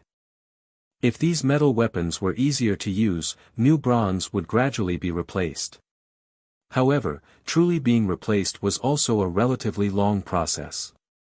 It was still too early to think about that now. The material used to forge Xiao Xian's knife was produced from crystals. To distinguish it from other metal weapons, they called it crystal gold. However, the existence of crystal gold was not made public by the Yanjiao tribe. Not many people even knew about it. After leaving the Flaming River Castle, Xiao Xian brought the 6 Gongjia members who had toured the trading point to the headquarters. The great bridge of the Flaming River that looked like it was floating on the surface of the water shocked the 6 Gongjia members once again. They even thought that if there was such a bridge between the 2 continents, they could bypass the battlefield and travel between the 2 continents. However, on second thought, it was good that there was no bridge. Since they had already left the other side, they might not be able to return even if they died. There was no need to keep thinking about the bridge. Freshman. Gongjia Ren looked at the mountain in Yanjiao's headquarters. He could see the houses and people moving around on the mountain. The 6 Gongjia members did not raise a high profile when they entered Yanjiao's headquarters. They did not want to attract too much attention for the time being. Perhaps it was because they were on the run that they had developed a habit of keeping a low profile. Since the 6 Gongjia members agreed, Xiao Xian did not insist. He brought them to the place they wanted to visit the most, the forging room. After the cauldron explosion last time, in order to forge the knife in Xiao Xian's hand, they temporarily built a casting room dedicated to forging crystal gold. Although there were new types of gold, the Flaming Horn tribe still mainly used new bronze. A casting room for bronze had to be built, so a new casting room for bronze had to be built. Xiao Xian did not see it before he left. When he returned, he saw a new forging room that was about the same size as the previous one. The 6 Gongjia members discussed this with Xiao Xian. They hoped that Yanjiao could build a forging room for each of them. The Gongjia family's craftsmen would only gather together unless they were called by their masters to teach them skills or when they needed to work together. Most of the time, they liked to stay in their own place and study. Since they started learning how to forge, they spent more time in the forging room than in their bedrooms at home. They could not ask for too much in Yanjiao. Hence, they discussed with Xiao Xian whether he could build 6 forging rooms for each of them. As for the houses, they did not need to build another one. They only needed to build a small house next to the forging room. They could make do with everything else, including living quarters. However, they could not make do with the forging room. Years of obsessive-compulsive disorder would not change in a short period of time. This was not a difficult task for Yanjiao. After all, this place was big enough. The forging rooms were built according to the design that the 6 of them were used to. With the 6 of them personally watching over the forging room, Xiao Xian did not have to stay there all the time. After making arrangements for the 6 Gongjia members, Xiao Xian returned to the mountain. He held a small meeting at the top of the mountain and briefly told the others about his trip. He also told them about the ancient corpse he brought back. Like Zheng Luo, the others also hoped that Xiao Xian would be able to control a monster. That night, Xiao Xian stayed at the headquarters and did not go to the Flaming River trading point. At night, in the secret underground chamber of the Flaming River Castle, the pterosaur, who was locked in the secret chamber, finished the beast meat that Xiao Xian had left for him. It was bored, so it used its sharp claws to scratch the ground. Then, it looked at the long wooden box that Xiao Xian had placed on the stone table. It flapped its wings and flew up to the stone table. Because the wooden box was damaged during the process of being transported here, there were gaps of varying sizes even when it was closed. After circling the wooden box, the pterosaur found a slightly bigger gap on the side and squeezed in. If it had just woken up not long ago, it would have been able to squeeze in. However, now that it had grown fatter, it was harder to squeeze in. It was stuck there. Using its mouth and claws, the pterosaur widened the gap and squeezed in with much difficulty. It did not like the smell inside, but it did not feel any signs of life. If it was a corpse that had just died not long ago, it would still eat it when it was hungry. However, the corpse in front of it had been dead for who knows how long. It did not have any appetite at all. Moreover, it had been spoiled during its time in the wild. It did not like the corpse in front of it at all. Instead, it stepped on the corpse and walked back and forth curiously. It pecked at the stones and bones that seemed to have been separated for a long time. After pecking an ornament into pieces, it stepped on the corpse's chest and walked up to the human face. The shriveled face no longer had its original appearance. The protruding cheekbones were more prominent, the eyes were sunken, and all the hair had fallen out. The pterosaur walked on the human face for a while and rummaged through the coffin-like wooden box. It did not find anything that interested it, so it came out from inside. It thought that Xiao Xian would punish it severely. However, it did not expect that it would only be locked up here. There were no other creatures, so there was nothing to worry about. After circling the secret room again, the pterosaur flew back to the cage to sleep. It was active during the day. Its ability to move at night was not as strong as during the day, so it used it to rest. The next day, Xiao Xian went to the trading point from the headquarters. When he opened the door to the secret room, the pterosaur was still sleeping in the cage. It only woke up when it heard the noise. When it saw the food in Xiao Xian's hands, it was completely awake. At this time, it was not afraid of Xiao Xian anymore. With a flap of its wings, the pterosaur glided from the cage to Xiao Xian. Looking around, Xiao Xian found that the secret room was not messed up except for the dragon feces. He threw the meat in his hand to the pterosaur and let it eat it. There were scratches and bite marks on the wooden box on the stone table. When he opened the lid, Xiao Xian saw the ornaments that had been bitten. There were also some footprints on the ancient corpse. Xiao Xian had sensed these last night and knew what the pterosaur had done last night. It was also because he knew that it did not destroy the ancient corpse that Xiao Xian brought it food. While the pterosaur was gnawing on the food, Xiao Xian planned to try to control the ancient corpse. At that time, the pterosaur was still alive, so Xiao Xian did not make a move right away. Instead, he waited until the pterosaur had failed to resist. That was to increase the success rate. Now, Xiao Xian did not need to wait. It was even easier to enslave an inanimate object. However, with the failure on the way back, Xiao Xian was more careful this time. He did not need to worry about robbers jumping out from the surroundings, so he could concentrate more. Raising his hand, Xiao Xian drew out the power of the Yanjiao fire seed in his body. Similar to the pterosaur, he used the power of the Yanjiao fire seed to try to control it. Similarly, he did not completely separate the power of the Yanjiao fire seed from the other power in his body. He allowed them to be drawn out at the same time. This way, the success rate would be higher. With the appearance of the totem pattern, Xiao Xian raised his hand and a flame appeared. He reached his hand above the ancient corpse and slowly pressed it down. He did not know how long this ancient corpse had been stored, but the bones were very active. Otherwise, the people of Rock Hill City would not have brought it along. A corpse without any activity was useless to the people of Rock Hill City. They would have thrown it away long ago. However, since the people of Rock Hill City kept it, it proved that it had a higher value. Because of this, Xiao Xian planned to try a few more times. However, Xiao Xian soon realized that the situation was the same as before. The power of the fire seed could not penetrate deeply. The last time when Xiao Xian enslaved the pterosaur, he did not encounter any resistance. The flame carried the power of the fire seed and directly penetrated the pterosaur's skin and muscles, seeping into every bone. However, this time, Xiao Xian felt a repulsion.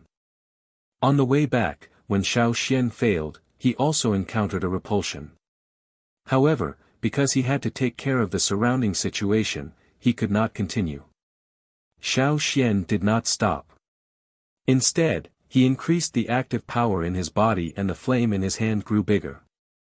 The pterosaur had already abandoned its food and retreated to the corner when the flame appeared in Xiao Xian's hand. Now, it even tightened its wings, similar to how it was when it was frozen. Xiao Xian increased the power of the flame. When the flame penetrated the flesh, he could feel a clear resistance. It felt like he was going against a current. However, this was not the case. Every time the flame was about to penetrate the bones, it was as if it had encountered a hard shield and was strongly repelled. The more power the flame penetrated, the stronger the repelling force. After Xiao Xian increased the power of the flame, the feeling became clearer. There was no mistaking it. With such a strong repelling force, Xiao Xian's plan could not be carried out. It was no wonder that the people from Rock Hill City had not succeeded. Dead creatures could not resist. They had no consciousness and could not control their own bodies. However, this ancient corpse was actually repelling the power of Yanjiao's fire seed. How was this possible? However, everything in front of him was real. Unless, this ancient corpse was actually alive. However, it did not have any signs of life. This confused Xiao Xian because he could not explain it. Xiao Xian retracted his hand and thought for a moment. After a while, Xiao Xian raised his hand again. This time, he used another type of power in his body.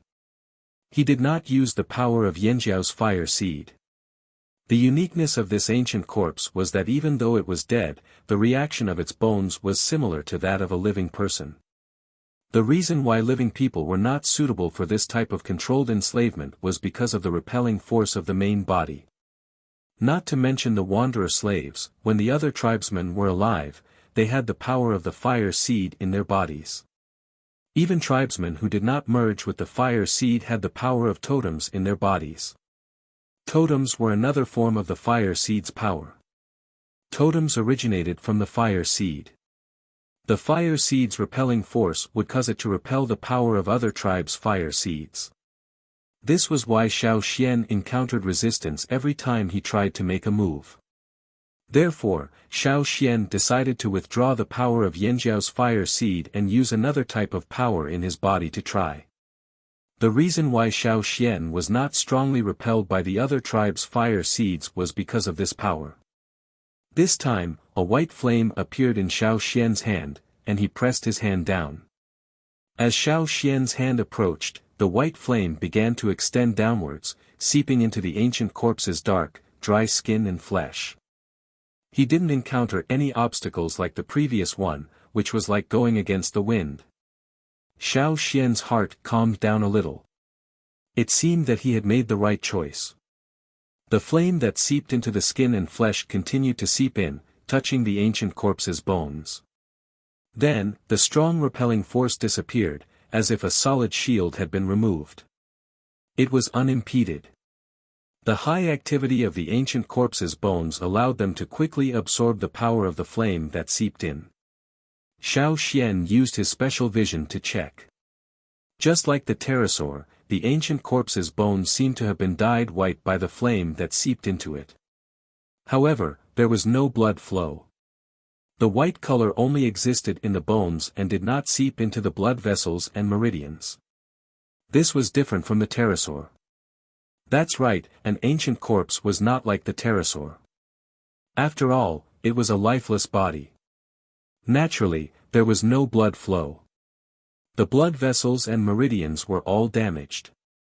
The monsters controlled by Rock Hill City were the same. Did he succeed? Xiao Xian retracted his hand and extinguished the flame in his hand. Then, he used his mind. The ancient corpse on the stone table did not respond. Xiao Xian frowned. This was not right. Didn't he succeed just now? Why couldn't he control it? He tried a few more times, but the result was the same. He could affect the power that seeped into the bones, but he could not control the ancient corpse like he did the pterosaur. When Xiao Xian tried to control the pterosaur, he also used the same method on other dead beasts. According to his past experience, he should have succeeded by now, but he could not control it. After much effort, he finally managed to seep the power into the bones, but he could not control it. Xiao Xian still could not figure out the reason. He was troubled. Just as Xiao Xian was pondering the reason, Zheng Luo came down to call him. It was Gong Jiaren. He wanted to ask about the forging of crystal gold. Gong Jiaren and the rest had only come into contact with bronze wares. In fact, there were a small number of Gongjia family members who had come into contact with other types of metal wares. Naturally, they knew that there was more than one type of metal wares, but they had never come into contact with them before. That was why they were very interested in new types of metal wares. Before their own forging room was completed, they could not wait to interact with the Yanjiao craftsmen who had participated in the forging of crystal gold. They asked many questions in high spirits, but the Yanjiao craftsmen could not answer them. Gong Jiaren could not resist the temptation. Coincidentally, Duo Kong had brought his hunting results from the headquarters to the trading point, so he followed along. Thinking about the Gongjia family's persistence, Xiao Xian thought about it and decided to explain everything to them. He would definitely stay here for a few more days because of the ancient corpse. This time, he had to explain everything to prevent Gong Jiaren from coming over to ask again. He ordered the Yanjiao warriors to stand guard outside the secret chamber in case anything happened inside. Xiao Xian went to look for Gong Jiaren first. The stone door closed. Other than the ancient corpse on the stone table, there was only the pterosaur huddled in the corner of the room. After Xiao Xian left, the pterosaur cautiously crawled towards the stone table from the corner. It was frightened by the flames on Xiao Xian's hand, but after Xiao Xian left, it became bolder and flew to the stone table to take a look at this strange person. Other than a similar aura to the pterosaur, there was nothing different about the ancient corpse from last night. Losing interest, the pterosaur glided down from the stone table and continued to eat the food it had not finished. As it chewed, the pterosaur suddenly paused, as if uncertain. Its body stiffened as it sensed carefully, then it quickly threw the food away and huddled in the corner again. It folded its wings and carefully peered at the stone table. Thin red lines appeared on the shriveled body of the ancient corpse on the stone table. They intersected like tree branches and gradually spread to every part of its body, growing denser and denser. Those were where the blood vessels and meridians were located. They were also carriers of energy. Xiao Xian did not think this would happen, but now it did. The shriveled and stiff body emitted a faint crackling sound. If one looked closely, they would notice that the skin and flesh on the shriveled parts were changing. However, the changes were not drastic and were not obvious. The sunken parts of the ancient corpse's eyes moved, as if something was rolling underneath. The arms on both sides of the corpse trembled slightly, its fingers moving up and down. At first, it was only 1 or 2 fingers, but soon, the third, fifth and eventually the entire wrist was twisting. Whoosh! The ancient corpse suddenly sat up, scaring the pterosaur that was cowering in the corner. If Xiao Xian was here, he would definitely be surprised. Not only because of the ancient corpse's behavior, but also because the person who sat up had no heartbeat.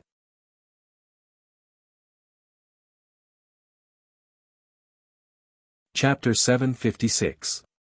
On the stone table, the person who was sitting up twisted his neck, making a cracking sound. The dry and hard skin on his neck made his movements a little stiff, like a rusty machine. His movements were halting. The water moonstones were placed in the secret underground room. Perhaps it was because of the light, the person who sat up on the stone table turned his neck to look at the place where the water moonstones were placed. His sunken eyes moved and his eyelids opened bit by bit like a stuck window. It was like a beast that had been sleeping for a long time. The moment he opened his eyes, an invisible murderous aura and bloodthirsty aura surged out. His blood-red eyes stared straight ahead. The pterosaur in the corner didn't dare to make a sound. It tried its best to reduce its presence. It wanted to leave this place as far as possible, but other than the ventilation hole, there was no other place connected to the outside. And it couldn't crawl out of the ventilation hole. The person who sat up stared in the direction of the water moon stone. His red eyes moved, and then he twisted his neck and looked around. No emotion could be seen on his dry and hard face. Combined with this scene, it was quite a strange scene. Crack, crack, crack, following the strange movements, the person who sat up turned around and got down from the stone table. When he stood on the ground, he seemed to be a little uncomfortable. His movements were very slow, and he even paused for a moment after he steadied himself. He looked at himself, and then looked around. His gaze stopped at some of the tools in the room, such as a water jar, a metalware, and the cage in which the pterosaur slept. Finally, he retracted his gaze and lowered his head to look at what he was wearing. He raised his hand and picked up the necklace that he was wearing. The animal bones and stones on it were no longer the same as before. The changes were great. Some parts of the necklace were empty, and some parts were broken. He used his stiff fingers to pinch an irregularly shaped ornament on the necklace. His fingers exerted force, and with a cracking sound, the stone ornament was broken into pieces. Stone powder fell to the ground. The person looked at the stone fragments in his hand. No one knew what he was thinking, or he seemed to be in a daze. After a while, he raised his head and looked around again. The Yanjiao soldier standing guard outside the secret chamber didn't know what was going on inside, nor did he sense anything out of the ordinary. He only felt a chill run down his spine, and he couldn't help but shiver. Inside the secret chamber, the strange man's field of vision became wider after he stood up. He could see every corner of the secret chamber clearly. Finally, the strange man's eyes stopped on the pterosaur that was huddled in the corner. The pupils in those crimson eyes seemed to have widened as they stared straight at the pterosaur. The pterosaur's entire body was trembling. It had already sensed extreme danger. It also wanted to quickly dodge, but when that pair of eyes looked over, it felt as if a mountain was pressing down on it, making it difficult for it to move. Even the movement of moving its wings was difficult. As the strange man got closer, the pressure became more and more obvious.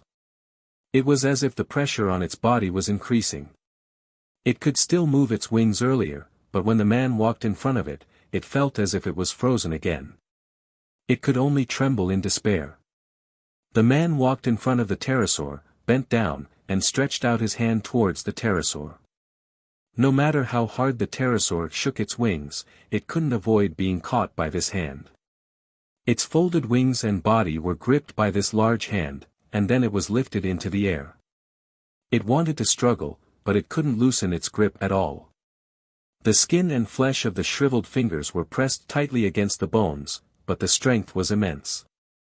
The pterosaur, who had already gained a lot of weight, felt as if it was going to vomit out the food it had just eaten. It felt the threat of death. In a moment of desperation, it broke free from the restraints of the strong pressure. No longer frozen, it bit down on the hand that was strangling it. The sharp teeth that could bite the piranhas in the flaming river into a bloody mess only left a shallow mark on this greenish-black hand. Perhaps the skin was broken, perhaps it wasn't. The dry and hard flesh had changed slightly compared to before, but it wasn't much. It was still very different from a normal person's skin. However, after being bitten by the pterosaur, this strange man didn't have any wounds on his hand. There was no blood. Other than the teeth marks, there was nothing else. It was as if the pterosaur hadn't bitten a human hand, but an abnormally hard piece of wood. The pterosaur panicked. This person's skin was very hard. That was fine, at least it could bite down. However, when its sharp teeth bit down, it felt as if it had touched a hard metal object. It couldn't go any deeper. Sensing that death was approaching, the pterosaur hurriedly bit down. Suddenly, a series of knocking sounds could be heard in the secret room. That was the sound of its teeth hitting the bones of the other party. However, the other party didn't seem to feel anything. He retracted his hand that was strangling the pterosaur, looked at it, and was about to put it into his mouth. Seeing that it was about to be eaten, the pterosaur finally screamed. It was very noisy. The skin on the strange man's brow bone was squeezed towards the middle. This was because his face was stiff. If it was a normal person, their brows would be tightly furrowed. He raised his other hand, planning to break the neck of the present in front of him first. Screech, the secret room's stone door opened. The commotion at the door made the strange man stop. He opened his mouth but didn't bite the pterosaur in his hand. Instead, he twisted his neck to look at the door. Xiao Xian stood at the door. Behind him were Zheng Luo and the Yanjiao warrior who had been guarding here earlier. Xiao Xian had been talking to Gongjia Ren about crafting crystal gold when he suddenly sensed movement in the secret room. He immediately left Gongjia Ren behind and rushed over here. Zheng Luo also realized that something might have happened to the strange man downstairs, so he followed him. When he saw the scene in the secret room, Zheng Luo couldn't help but suck in a deep breath. The person he thought had been dead for a long time was standing there, looking like he was going to eat the pterosaur raw. When the strange man heard the commotion and looked over, Zheng Luo felt like he was looking at the most ferocious beast in the forest. The air seemed to be dyed with an invisible stench of blood. The flaming horn warrior who was guarding the door gulped. He heard the commotion and wanted to open the stone door himself. Fortunately, the Grand Elder was here. Otherwise, he would have to face this person alone. This person looked very difficult to deal with. This should be considered a human, right? Zheng Luo wanted to ask Xiao Xian if this was one of the strange men in the desert, but he quickly realized that this was different. Even if he had never seen a strange man in the desert, he had heard from others that those strange men had no consciousness of their own and were completely controlled by others. However, this strange man not far away clearly had his own consciousness. When he wasn't being controlled, he moved on his own and even knew how to hunt. When the pterosaur saw Xiao Xian, it was as if it had seen the light in the darkness. Its cries became louder and more urgent. Xiao Xian glanced at the pterosaur, then observed the shriveled, greenish-black monster. There was no breath, no heartbeat, but he moved like a living person. Moreover, Xiao Xian could clearly feel the energy waves from this strange man. The energy that existed in this strange man's body was the energy that Xiao Xian had injected into his body when he tried to control him. Everything was the same as the last time he controlled the enslavement. The only difference was the amount of energy used. However, the result was different. The biggest reason was probably because of the test subject. This man was strange. Zheng Luo took a step forward. The strange man's eyes became more alert and hostile. The red in his eyes deepened, as if a bloody battle was about to break out. Zheng Luo's eyes asked Xiao Xian if he should make a move. Xiao Xian shook his head slightly. He gestured with his hand, indicating that he should test the waters first. Xiao Xian couldn't control this strange man like he did with the pterosaur. They didn't know anything about this strange man's temper or strength. If they made a move now, what if the strange man got agitated and strangled the pterosaur to death? Xiao Xian still had a use for it. Put it down, Xiao Xian said. When the strange man looked at Xiao Xian, the wariness in his eyes lessened. He was much calmer. However, he didn't seem to understand Xiao Xian's words. His eyes were filled with confusion. If it wasn't for his dry skin, his expression would be much more expressive. Xiao Xian looked at the strange man strangling the pterosaur, then met the strange man's eyes. He raised his hand and gestured for him to let go. He tried his best not to show any killing intent. He couldn't treat this strange man the same way he treated puppets without self-awareness. He chose to treat him the same way he treated other tribesmen. He wanted to negotiate. If negotiation didn't work, then he could only use brute force. The tribe wouldn't allow an uncontrollable threat to exist. As if understanding Xiao Xian's intentions, the strange man let go of the pterosaur. The freed pterosaur scrambled toward Xiao Xian. It was so nervous that it couldn't fly. It scuttled behind Xiao Xian and stared at the strange man in the secret room. Ka, ha, the strange man made some sounds. Perhaps it was because his vocal cords were damaged or because of other reasons, but the strange man's words sounded like meaningless syllables. However, there was no murderous intent in his eyes. Instead, he seemed a little anxious. Of course, this was only for Xiao Xian. When he looked at Zheng Luo and the Yanjiao warrior, his red eyes were filled with wariness and an oppressive aura.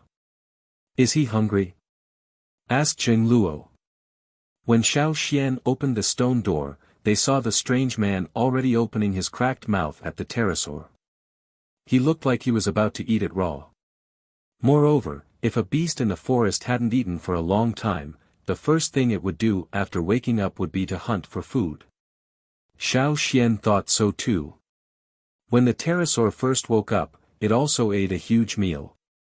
Although he couldn't tell if this strange man was alive or dead, if he could eat the pterosaur, then he should be able to eat other animals. He turned his head and said a few words to the Yanjiao warrior who had been staring blankly inside. The warrior nodded and quickly left. The strange man was still making ka sounds at Xiao Xian. Xiao Xian couldn't understand what he was saying at all. He seemed to be having a hard time speaking too. The more he spoke, the more anxious he became. After taking a few steps towards the door, Zheng Luo's entire body tensed up. His hand went to the hilt of his sword at his waist. Xiao Xian was also on guard, but he didn't feel any murderous intent from the strange man. That was why he didn't make a move. The strange man's movements were stiff. It was probably because he had been lying down for a long time. The warrior who had left quickly returned. He was carrying a freshly chopped beast leg. The blood was still dripping from the leg as he carried it over. Other than the beast leg, he also brought a plate of freshly cut cooked meat. The beast leg was brought over by Duo Kong. It was the leg of a large fearsome beast that had been hunted in the forest.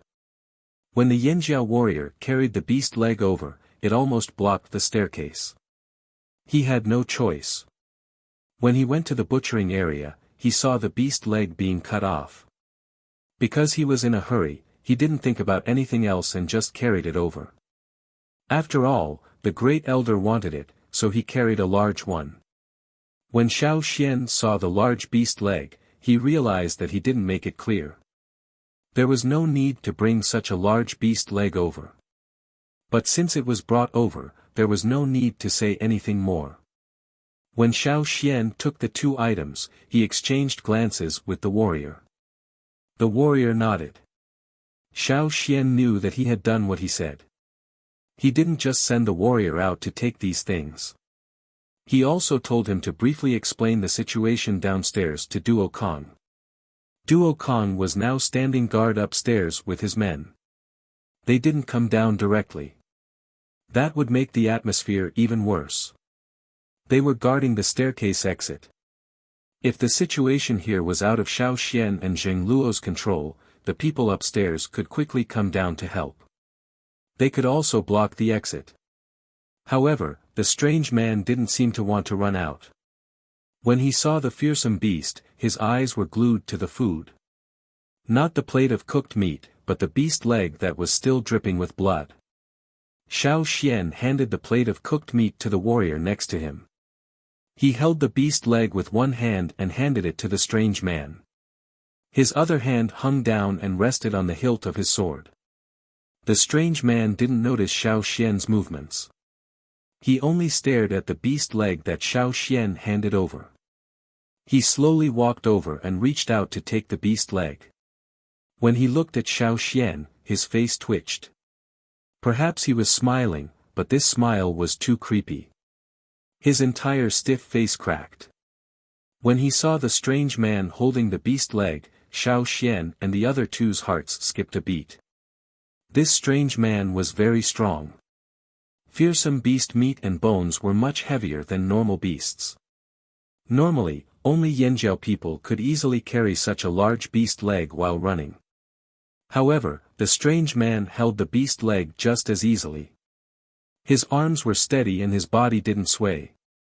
Instead, he seemed to be studying the beast leg, turning it up and down to examine it. After looking at it, the strange man opened his mouth and bit down. Like a wild beast in the forest, he used brute force to rip the meat off. Blood splattered out, but the strange man didn't care. He continued to eat. After a few bites, he chewed casually and swallowed.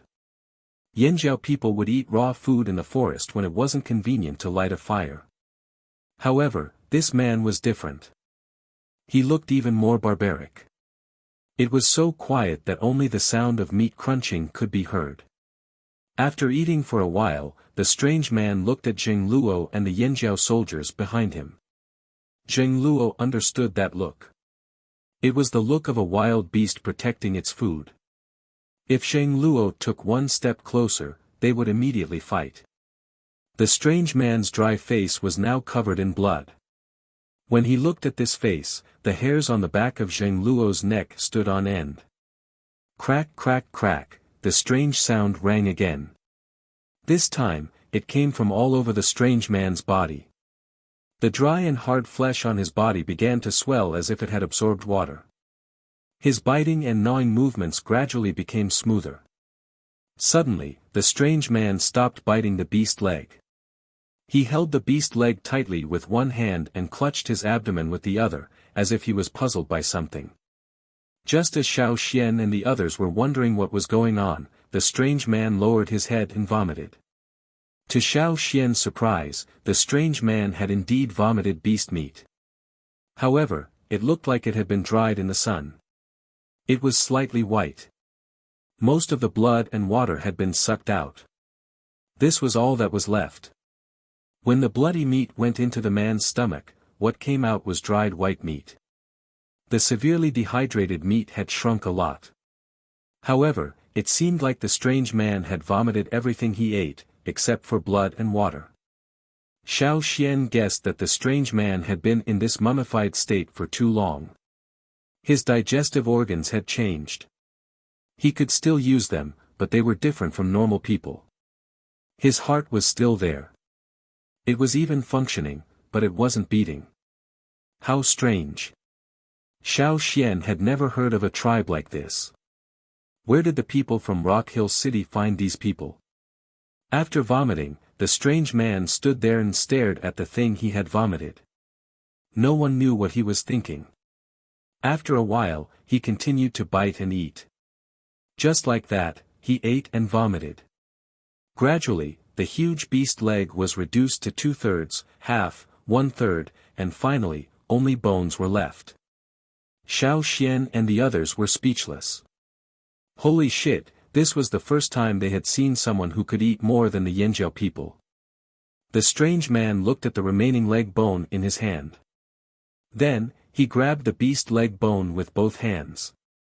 Because the leg bone was too thick, he couldn't grab it with his hands. Even so, the man held it firmly. With a cracking sound, the thick leg bone of the ferocious beast was broken. Xiao Xian's eyelids twitched. This man had actually broken the beast leg bone like it was a sugarcane. Although the beast's bone was not one of the toughest beasts, it was still much tougher than other beasts. Although the flaming horns could also break a beast's bone, they couldn't do it as easily as this strange man. Zheng Luo and the other Yanjiao warrior weren't as calm as Xiao Xian. Their eyes were about to pop out of their sockets. The Yanjiao people used to be called barbaric by other tribes, but this strange man in the secret room was much more barbaric than the Yanjiao people. After breaking the beast leg bone, the strange man began to suck on the bone marrow. If he wasn't satisfied with the fracture, he would break it again, or use two beast leg bones to knock against each other. The series of actions of breaking bones and extracting marrow seemed to be an instinct of his body. Everything was done very skillfully. Thinking back to his appearance and the accessories he wore, Xiao Xian had a guess. This was an ancient person who had lived for an unknown period of time.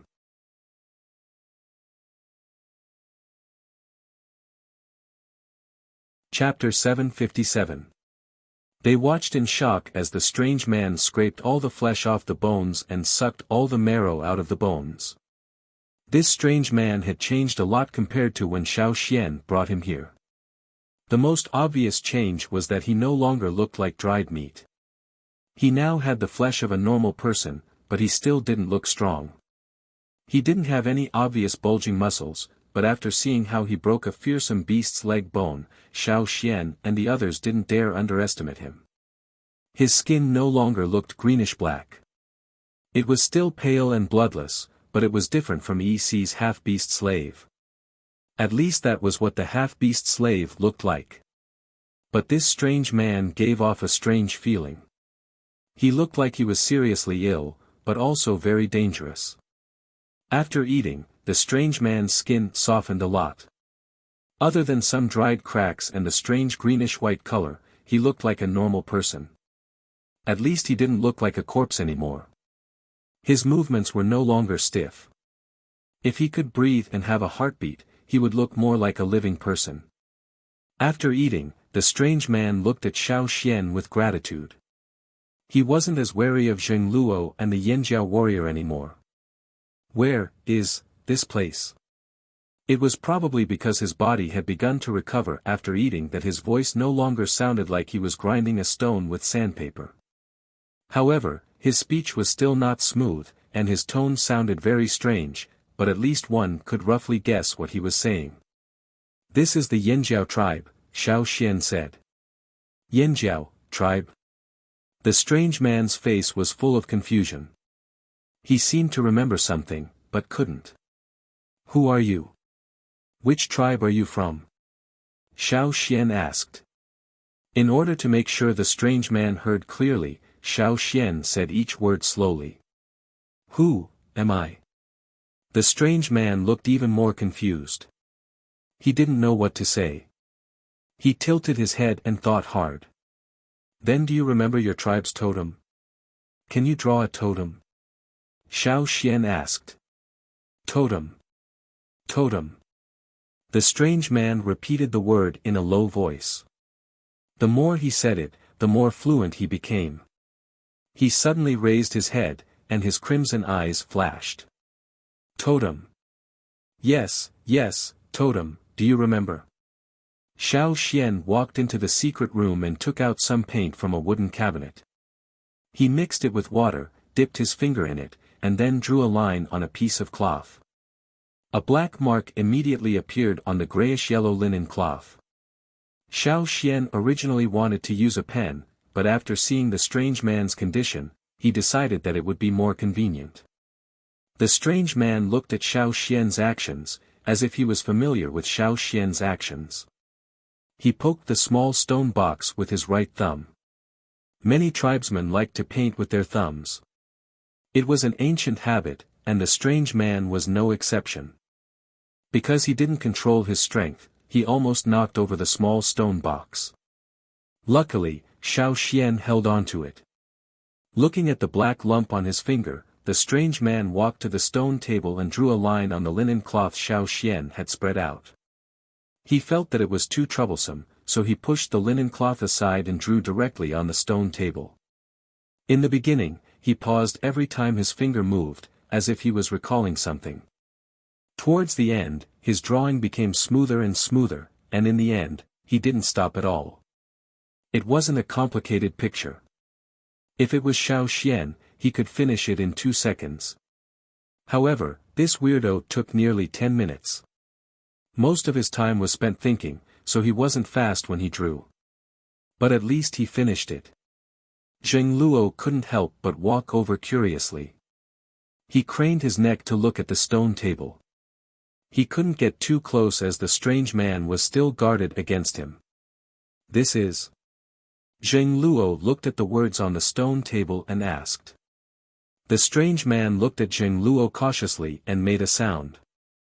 But the tone was a little strange. Xiao Xian couldn't understand what he meant. The pattern on the stone table looked like a person with his arms raised, looking up. Above the person pattern was a circle. Usually, when a pattern like this appeared in a pattern, it was most likely referring to the sun. This was the strange man's tribal totem. Even if tribesmen couldn't remember their names, they wouldn't forget their tribe's totem, especially those tribes that still maintained their primitive fire seed. This strange man didn't seem to remember anything else, but he really drew this. After he finished, he stared at the totem on the stone table in a daze. Xiao Xian was sure that he had never seen a totem like this before, so he couldn't figure out who this person was. He looked at Zheng Luo behind him, who was also confused. He had never seen a totem like this before, but if it was drawn by someone who even forgot his own name but still remembered the totem, the chances of it being fake were very low. But tribes had always existed. Some tribes might have gone extinct in the past, and this strange man was one of them. Your tribe used to be in the desert? Xiao Xian asked again. Desert? The strange man was even more unfamiliar with this word. He didn't understand what Xiao Xian was talking about. Realizing this, Xiao Xian explained the desert environment. It rarely rains, there aren't many trees, and it's all yellow sand. After he understood, the strange man nodded. It's there, it's there. The strange man knew that Xiao Xian wasn't from the same tribe as him, but because Xiao Xian's aura was similar to his own, he initially thought that Xiao Xian was from the same tribe as him. After eating a beast leg, his body was recovering and his senses were much stronger. Only then did he realize that Xiao Xian was different from himself. But he still didn't guard against Xiao Xian. Even if they weren't from the same tribe, it definitely had something to do with his awakening. So the strange man asked anxiously, "My tribe, go back." Xiao Xian only understood a few of the strange man's words. You want to go back? The strange man nodded. But there are no more tribes in the desert, Xiao Xian said. The strange man was stunned. He shook his head and denied, "No, impossible, impossible." But then he thought of something, as if he couldn't remember clearly. His face twisted, and he suddenly hugged his head and squatted down. He looked like he was in great pain. His greenish-white skin bulged like veins, and he roared like a wild beast in the forest. It sounded like a strong wind blowing into a cave and then out again. It was very strange.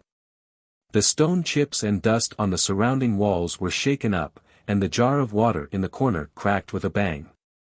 There wasn't much water in the jar, so it was mostly broken pieces that clanked against the wall. The sound echoed in the corridor outside. Duo Kong and the others who were blocking the staircase felt their hair stand on end. The soundproofing in the Flaming River Castle was quite good, but at this moment, the sound could be heard everywhere in the castle. The people who were close to the Flaming River Castle heard the sound very muffled, but they couldn't help but shiver. It was as if a cold wind swept past their backs.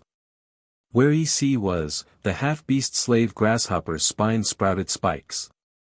He looked nervously in the direction of the Flaming River Castle. EC also felt strange. What's going on over there? Inside the Flaming River Castle, the people who heard the sound rushed over and saw Duo Kong and his men blocking the entrance.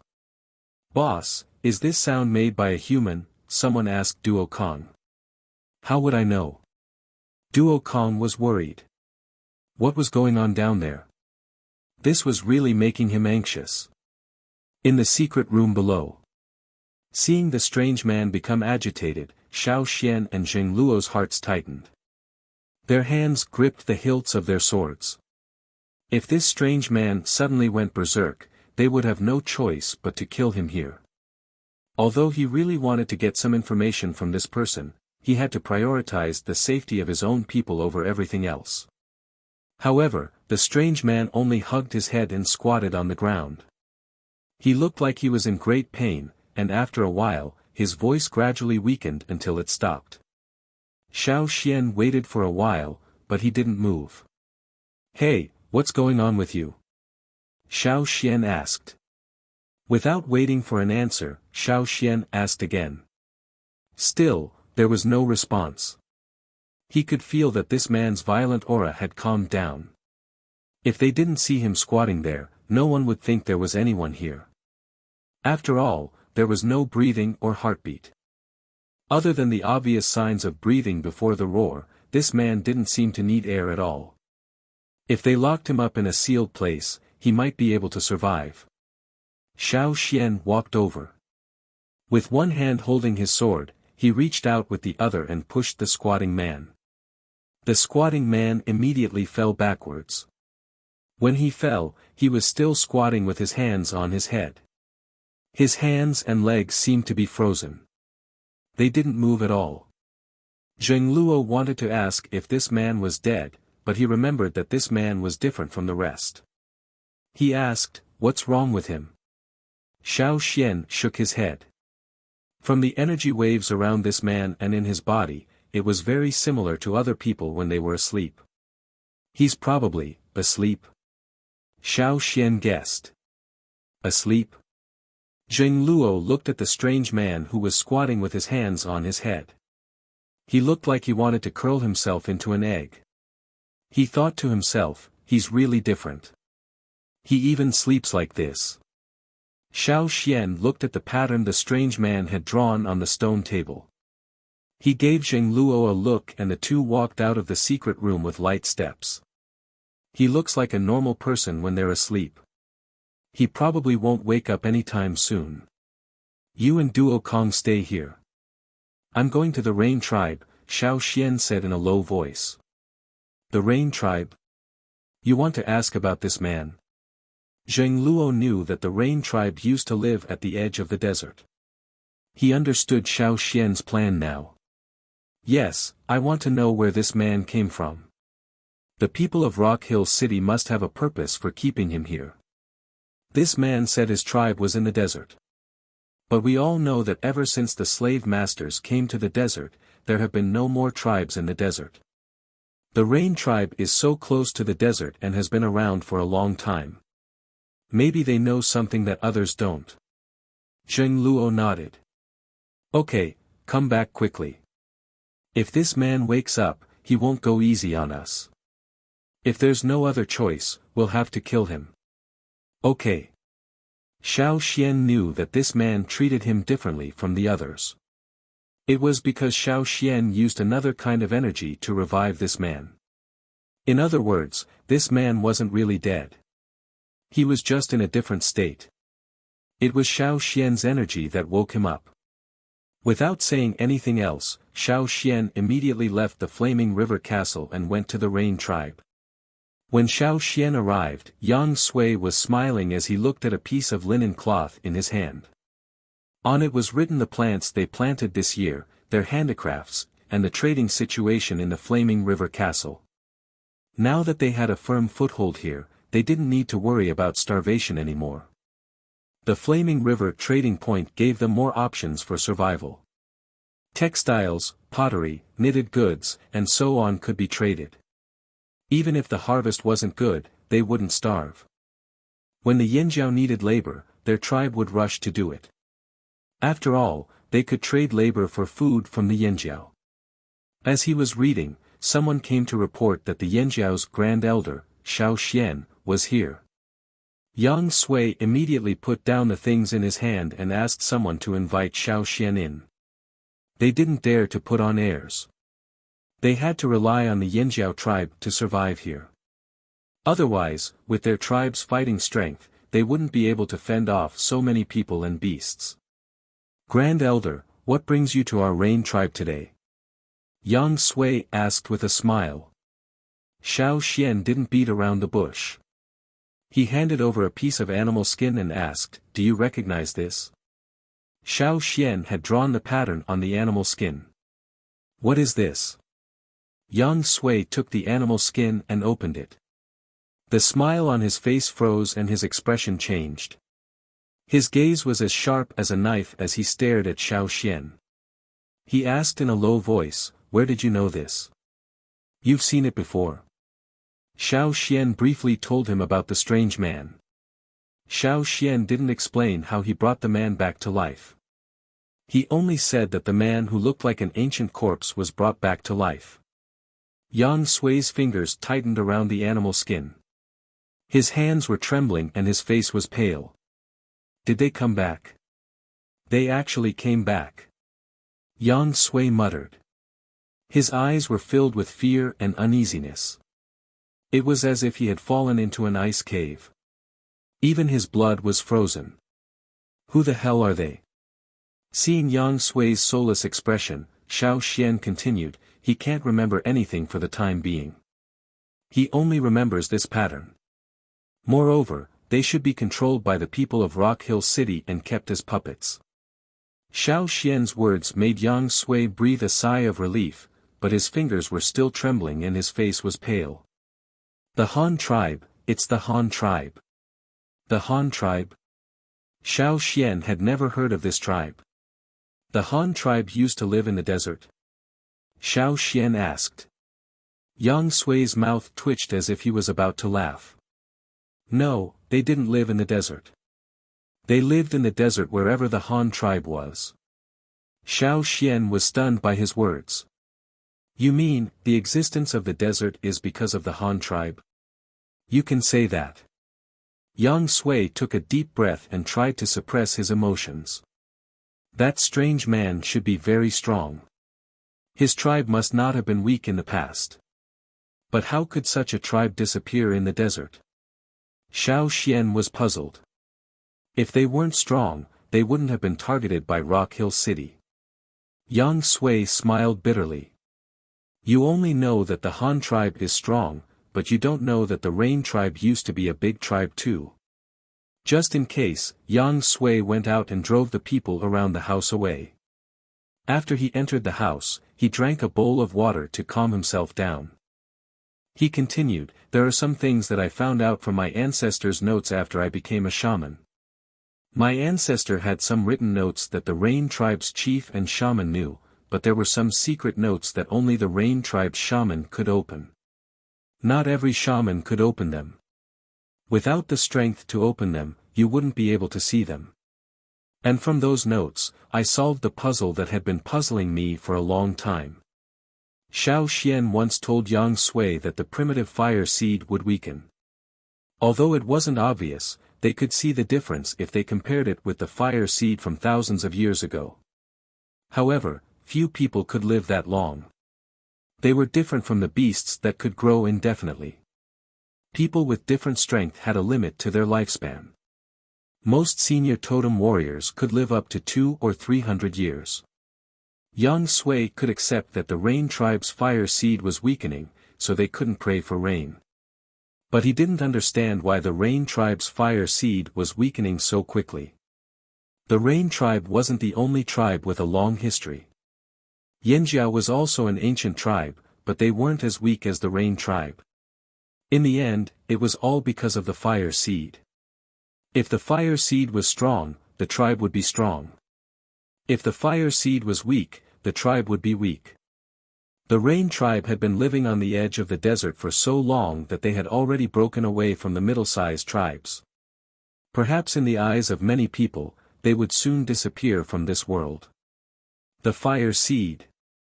Yang Sui raised his head and sighed. Because of the Han tribe, the Rain tribe's fire seed is weaker than others.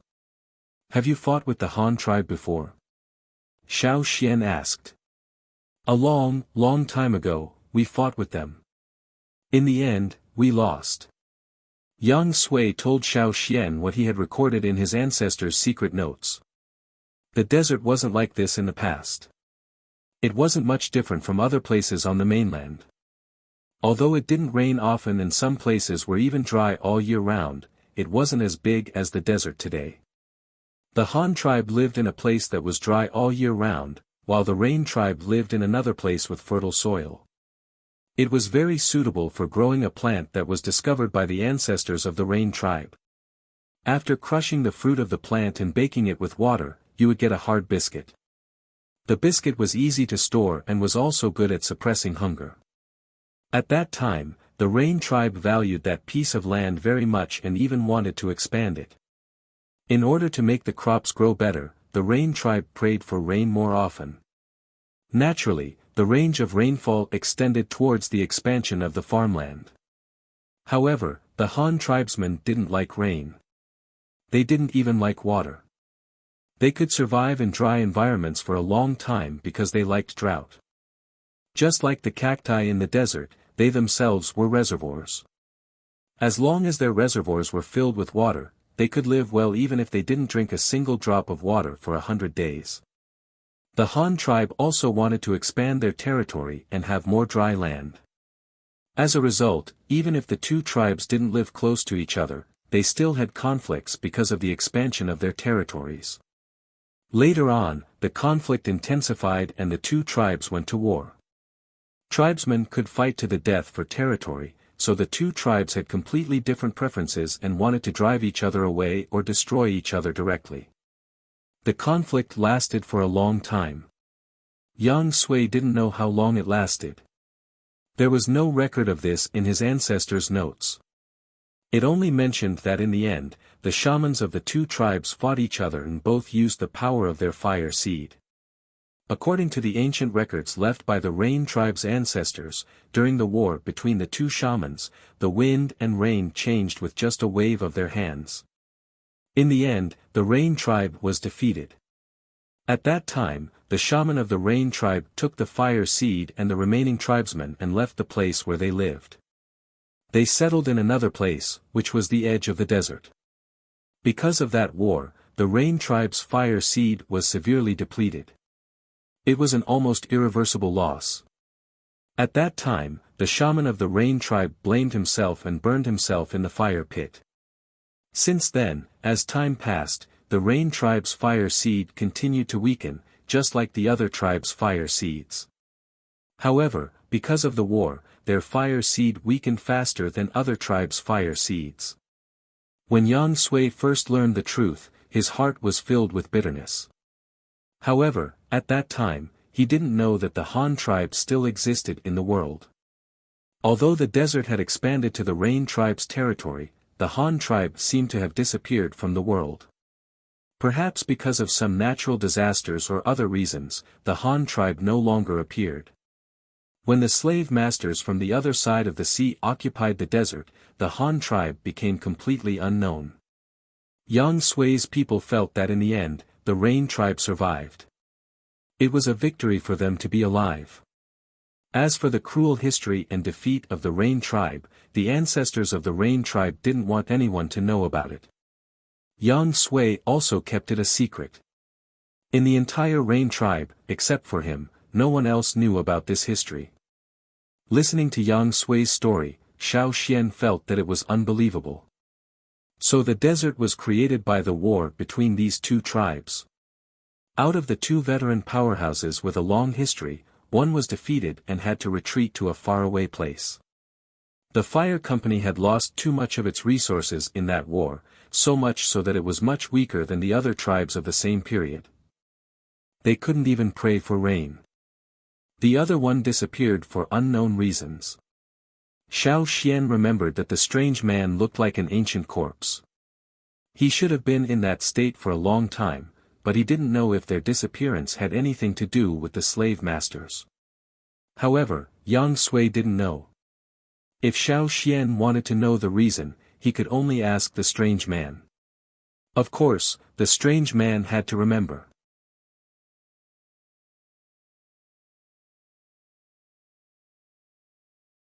Chapter 758. When Xiao Xian returned to Yanjiao, he relayed the information he got from Yang Sui to the leaders of the tribe. Yang Sui's request was not to air their dirty linen in public. Even the Rain ancestors did not plan to let the Rain tribesmen know. Xiao Xian could not let too many Yanjiao know either.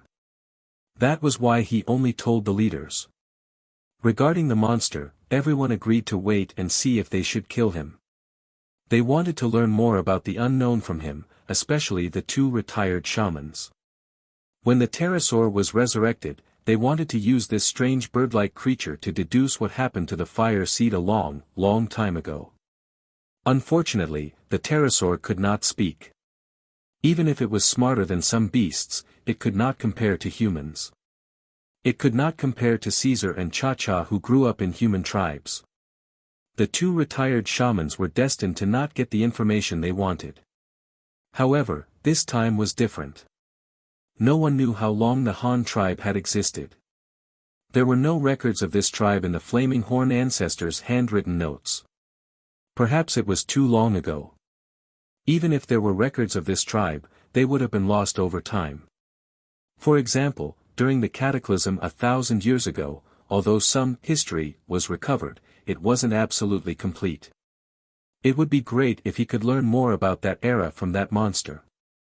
After all, memories could be recovered and humans could speak. This was different from the pterosaur. Of course, this was all based on the assumption that the monster was no threat to Yanjiao. Otherwise, they would have to kill him. The monster fell asleep in a squatting position with his hands on his head. He did not wake up. Xiao Xian could not stay here forever. The 6 Gongjia family members were still waiting for him. Zheng Luo did not want to delay his metal work either.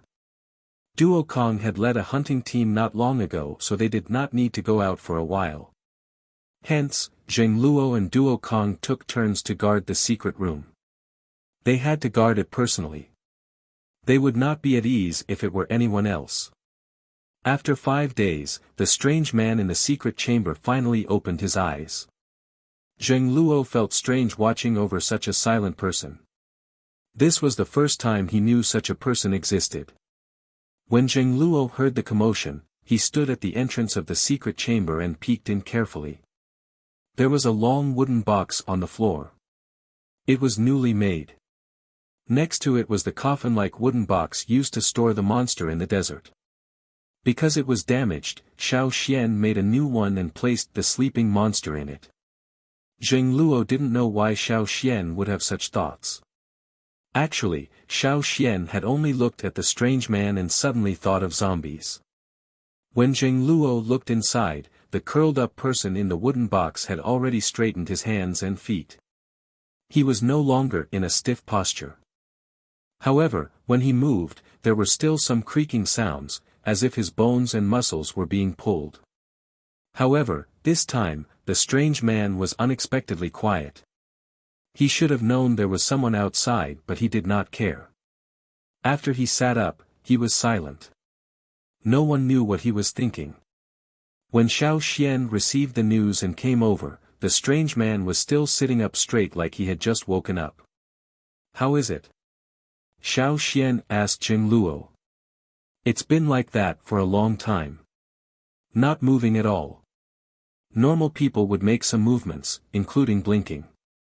However, when the person inside didn't move, he really didn't move.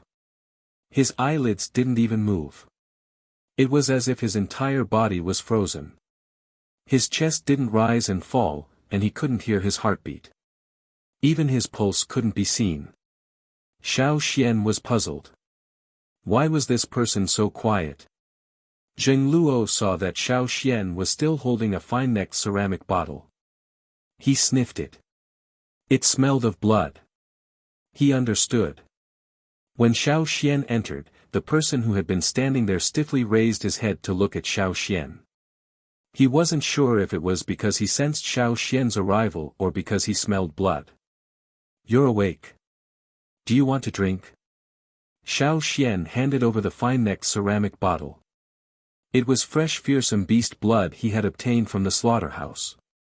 Even though this person did not seem to have any intention of attacking, Xiao Xian still remained vigilant.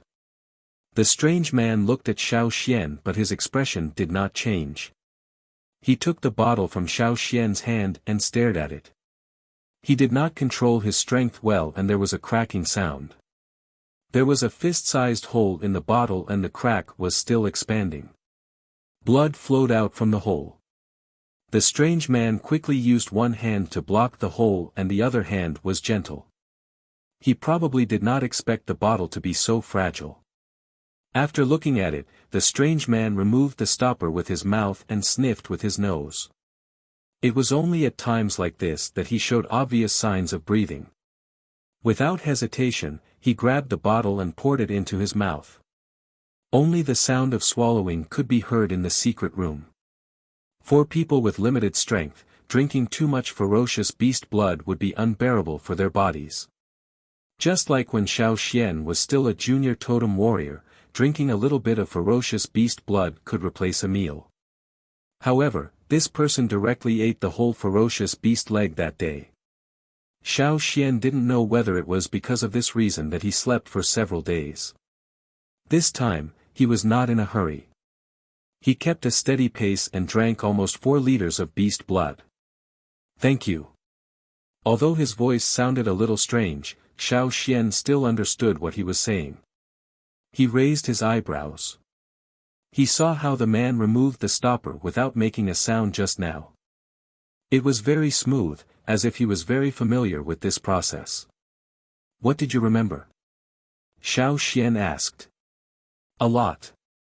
The man paused and continued, "My name is Gan Xia of the Han tribe." The man calmly told Xiao Xian about the Han tribe. It was similar to what Yang Sui had told him, but Gan Xia's explanation was more detailed. The people of the Han tribe liked drought. Similarly, they also liked the sun, which caused drought. That was why there was a circle in their totem. They could survive in a dry environment. On the contrary, they would not be able to adapt to places with plenty of rain. They would even fall sick.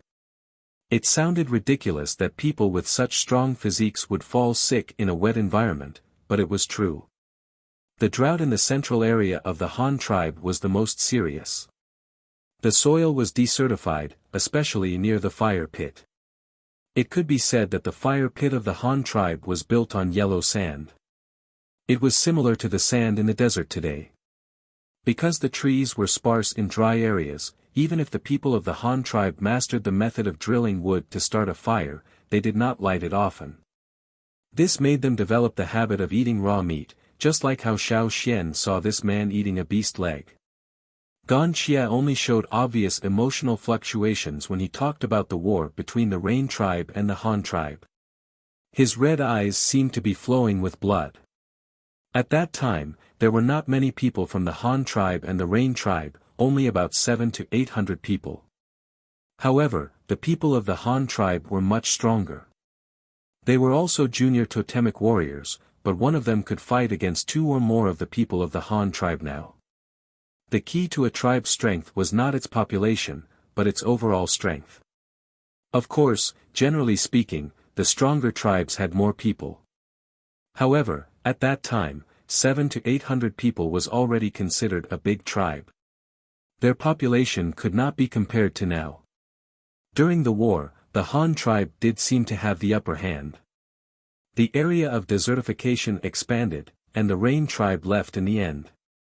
However, the Rain tribe did not know that although the Han tribe seemed to have won the war, they had paid a heavy price. Their fire seed had a problem. The people of the Han tribe fell one by one because of their fire seed. Their fire seed was also on the verge of collapse. At that time, the shaman of the Han tribe could not control it, so the desertification expanded.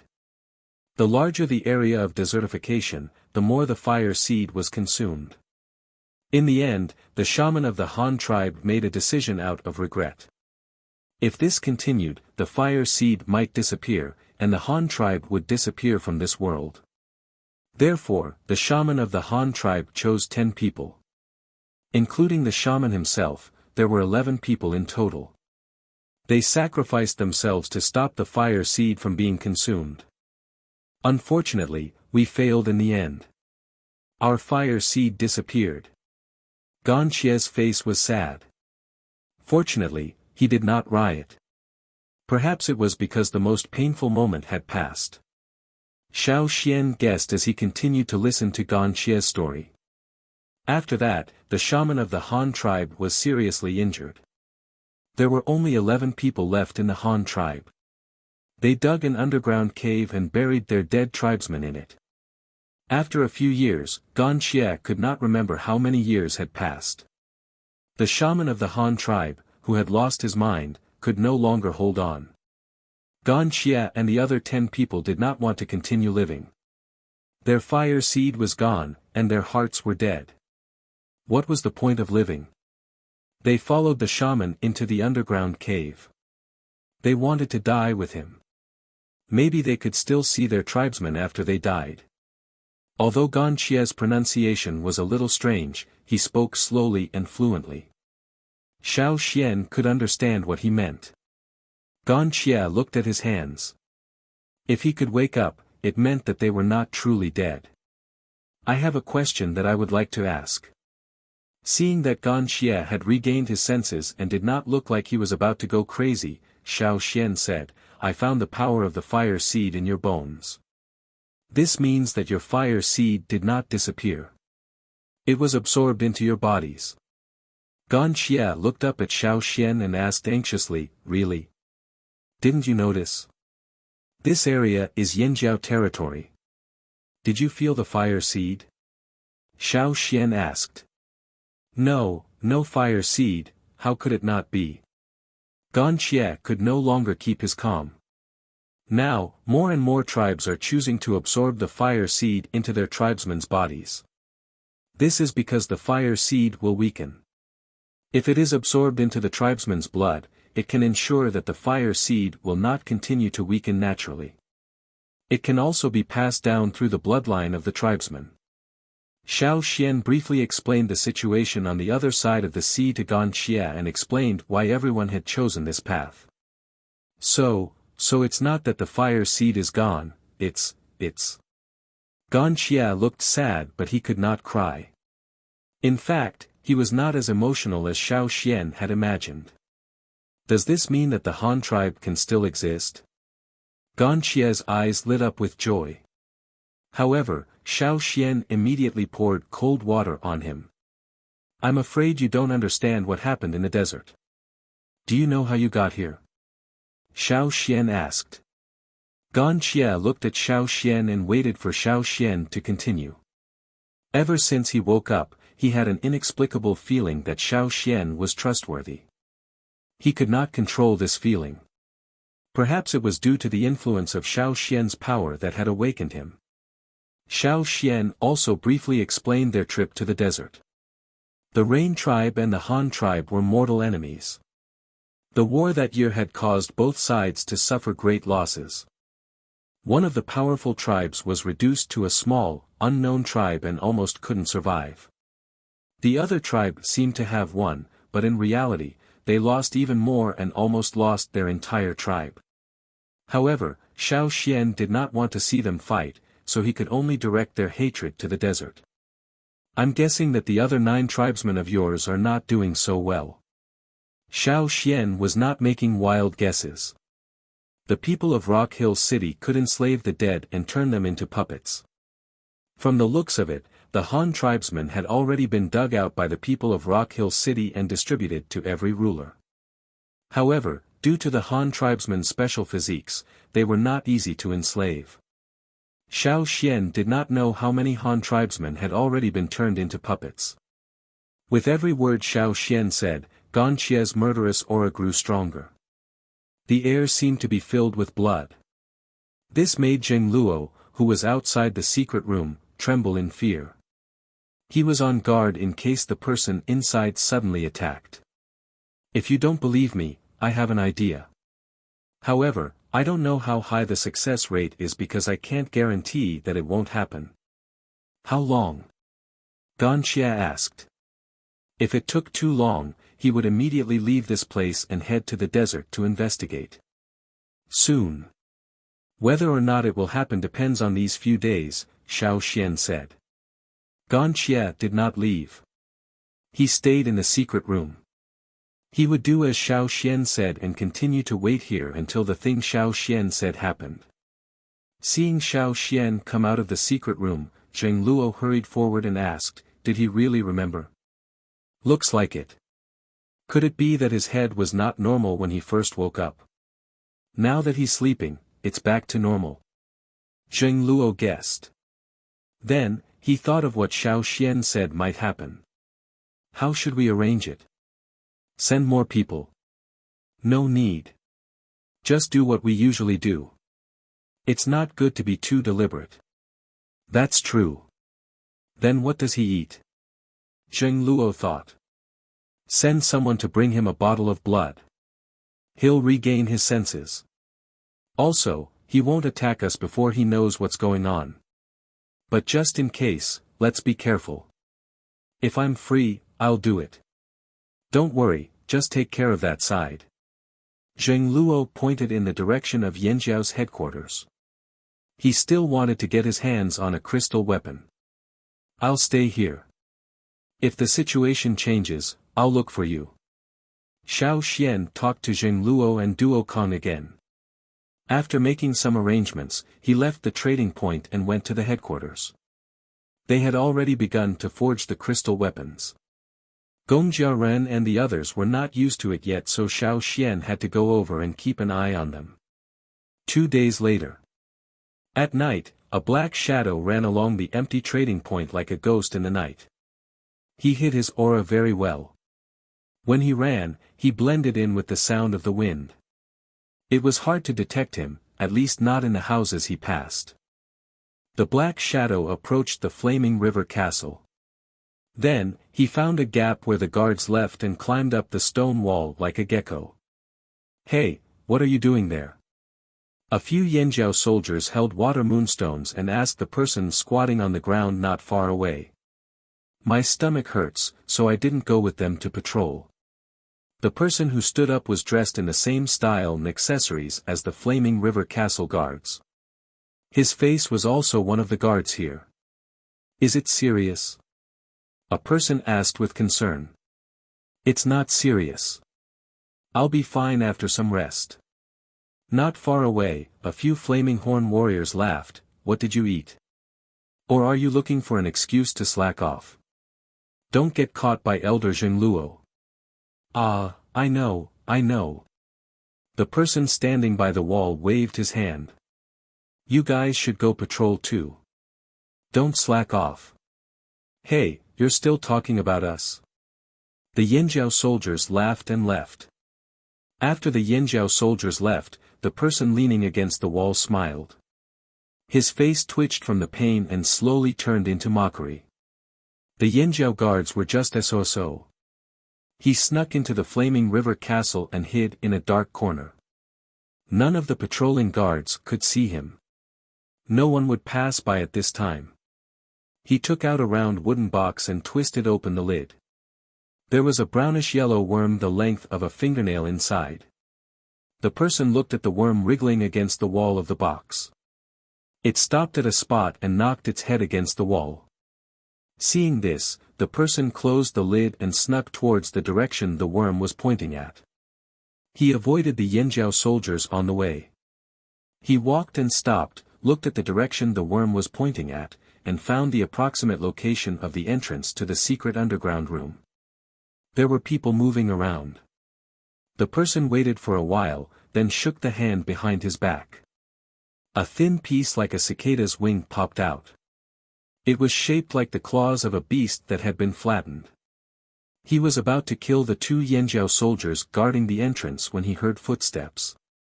He had no choice but to wait. "Hey, you two, the boss is calling for you," the person shouted at the people at the entrance. "What's the matter?" The two were confused. "I don't know. The boss said he has something to tell you. It should be about that strange person. Go and come back quickly." The 3 of them left as they spoke. The person hiding in the dark waited for the footsteps to fade away before coming out. With his rich experience, he could easily find the exact location of the entrance. He carefully pulled open the stone slab at the entrance. He was still cursing the Yanjiao soldiers for putting such a heavy slab here.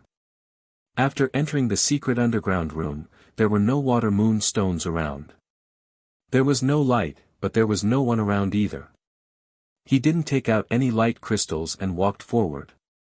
He checked and confirmed that there was no one around. There wasn't even any breathing or heartbeat. He took out a small bead and the round box with the worm. He wanted to see which secret room it was. He walked to one of the stone doors and used some strength to pull it open.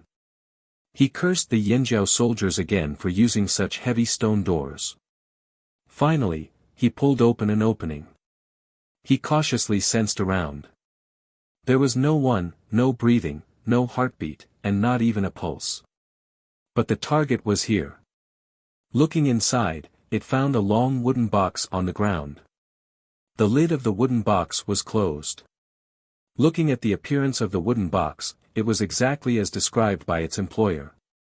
This was it.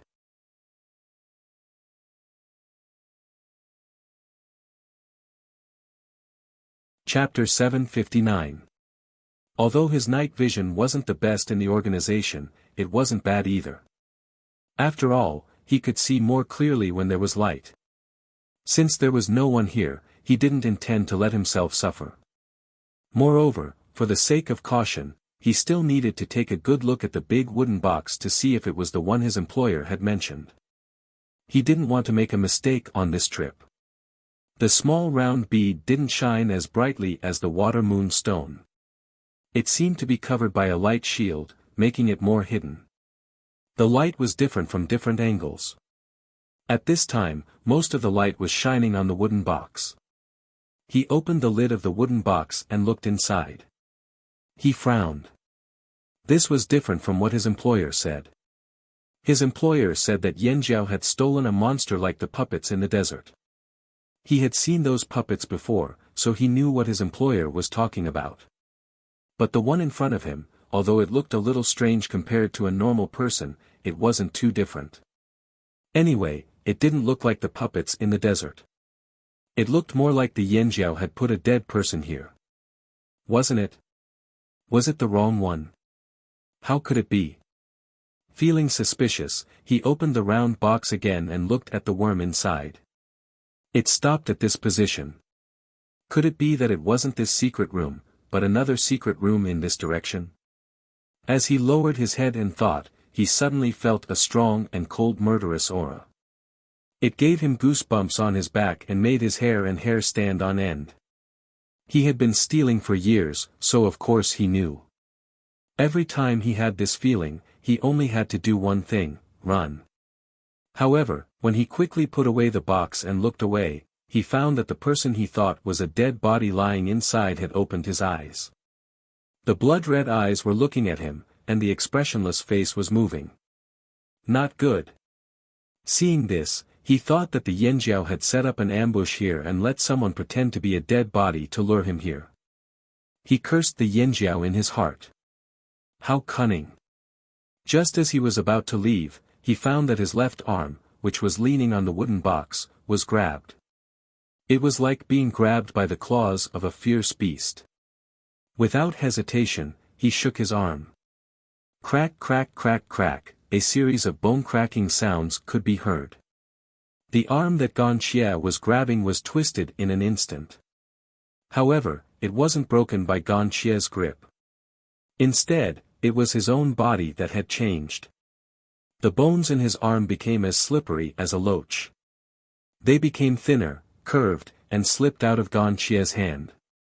After leaving the other party's palm, although his arm once again formed the shape of a long arm bone amidst a series of cracking sounds, it was not without a price.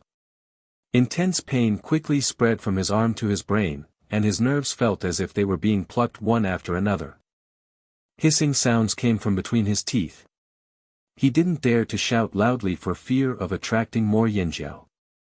He didn't have the time to wonder how this person could fool him by pretending to be dead, nor did he have the time to wonder if this was a deliberate arrangement by the Yinjiao people, or if this was just another secret the Yinjiao people were hiding.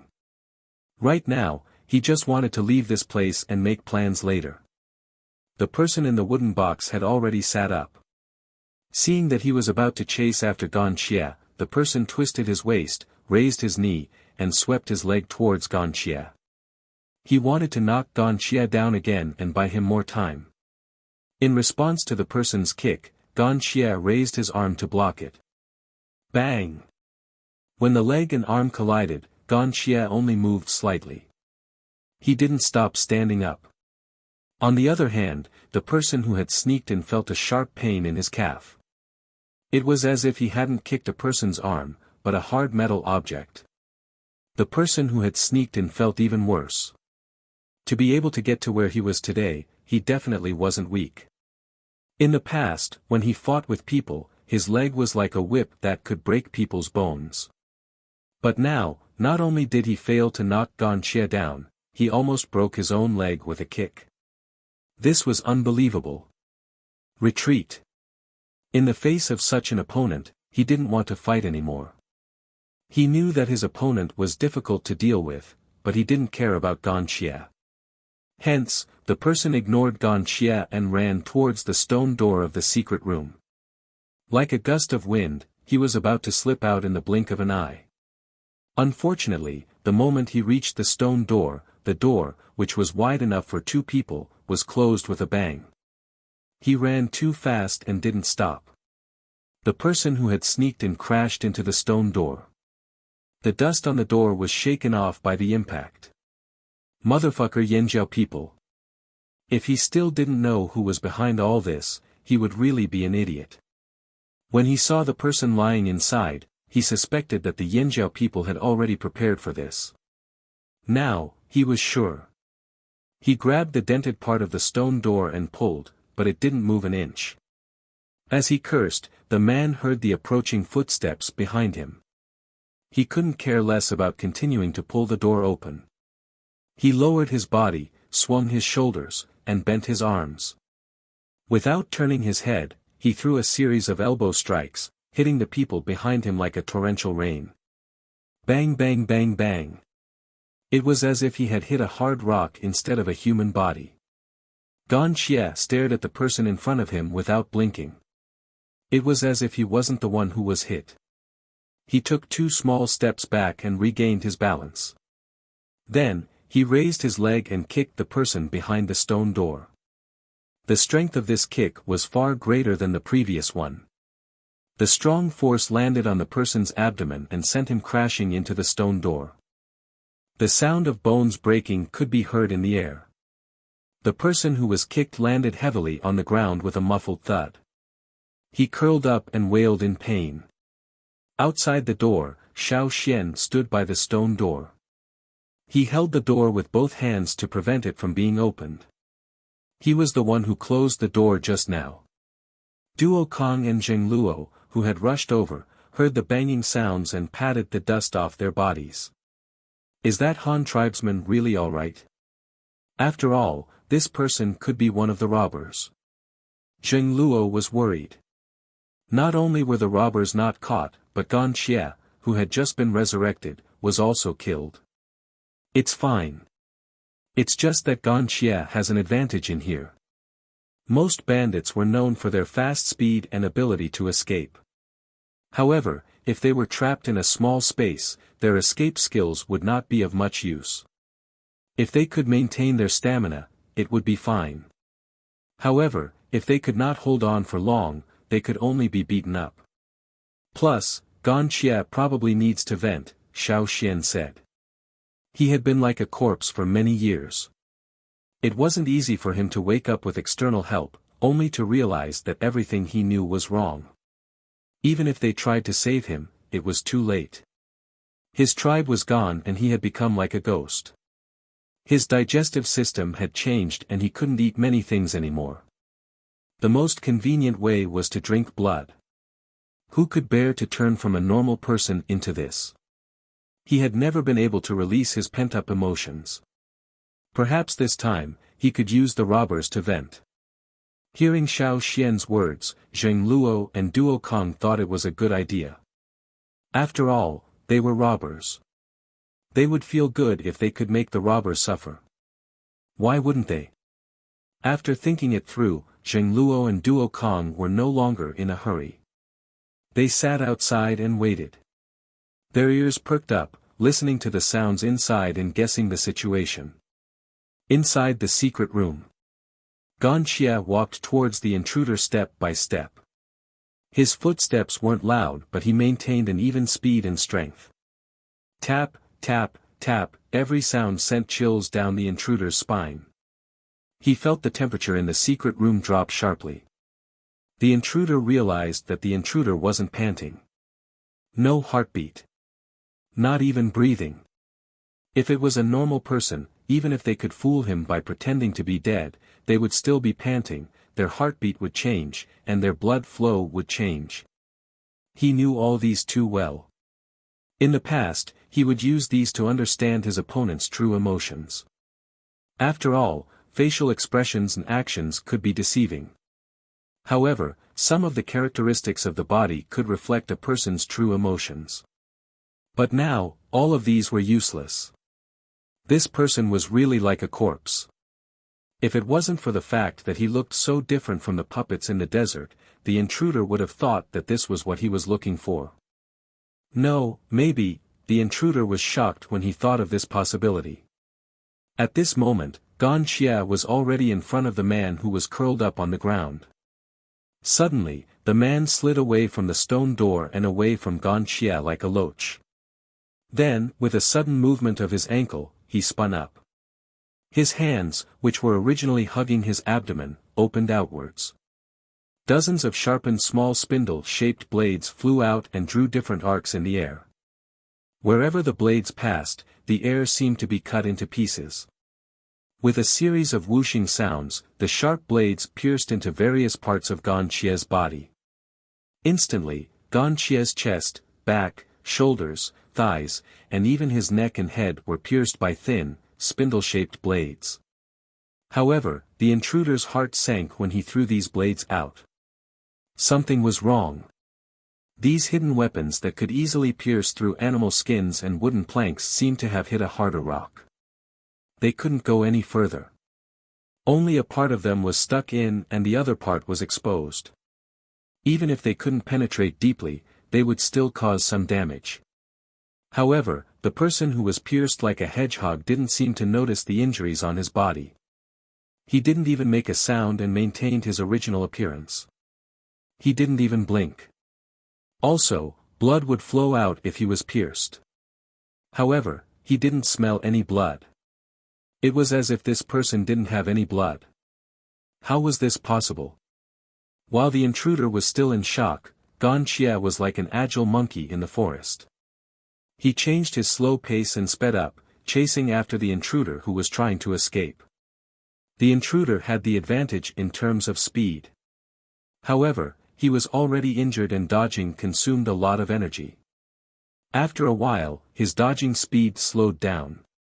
At this moment, an arm that was much thinner than the Yanjiao's arm smashed into his back. The force behind the blow sent him flying. His face slammed into the wall with a loud bang. His nose was broken and 2 of his teeth were broken. The smell of blood filled his mouth. Outside the door, Duo Kong shook his head when he heard the sound of something crashing into the wall. Why are the robbers so daring? They don't learn from their mistakes. Didn't robber 11, 12, 6, and 7 all suffer at the hands of the Yanjiao? How dare they come here? Could it be someone else? Duo Kong asked. No, it's very likely, Zheng Luo said. No matter who it is, we'll find out soon. Xiao Xian listened to the commotion inside. It wouldn't last long. They would find out soon. What if Gan Xiak kills him? Duo Kong asked. I don't think so. After all, he's the one who wants to know the truth the most, Xiao Xian said. In the secret chamber, the person who had been beaten to a pulp felt a mixture of physical pain and shock in his heart. He couldn't believe that what he had just experienced was real. However, he was the one who had been beaten, so he had no choice but to believe it. The person in front of him had no heartbeat or breath. It was as if he didn't even need to breathe. He was too similar to the strange puppets in the desert. Could it be that the Yanjiao had already gained control of another type of monster similar to the desert puppets? He knew about the puppets in the desert. In order to completely immobilize them, one had to break their bones bit by bit. The monster in front of him was probably the same. However, it was too difficult to do that to the person in front of him. His bones were too hard. He knew that he couldn't win against such a powerful puppet. If he continued, he would only be beaten to death. He had to escape. However, the stone door was tightly shut and he couldn't open it. He couldn't defeat the person inside either. He could only try his best to avoid the opponent's attacks and stall for time. Perhaps he could talk to the Yanjiao people. Just as that person was about to escape, a hand pressed down on his head, pushing him down as he was about to take a step forward.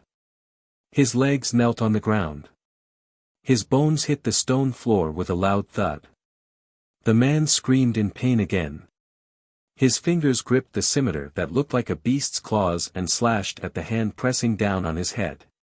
Poof poof poof. The sound of the weapon slashing against Gan Xie's arm was strange.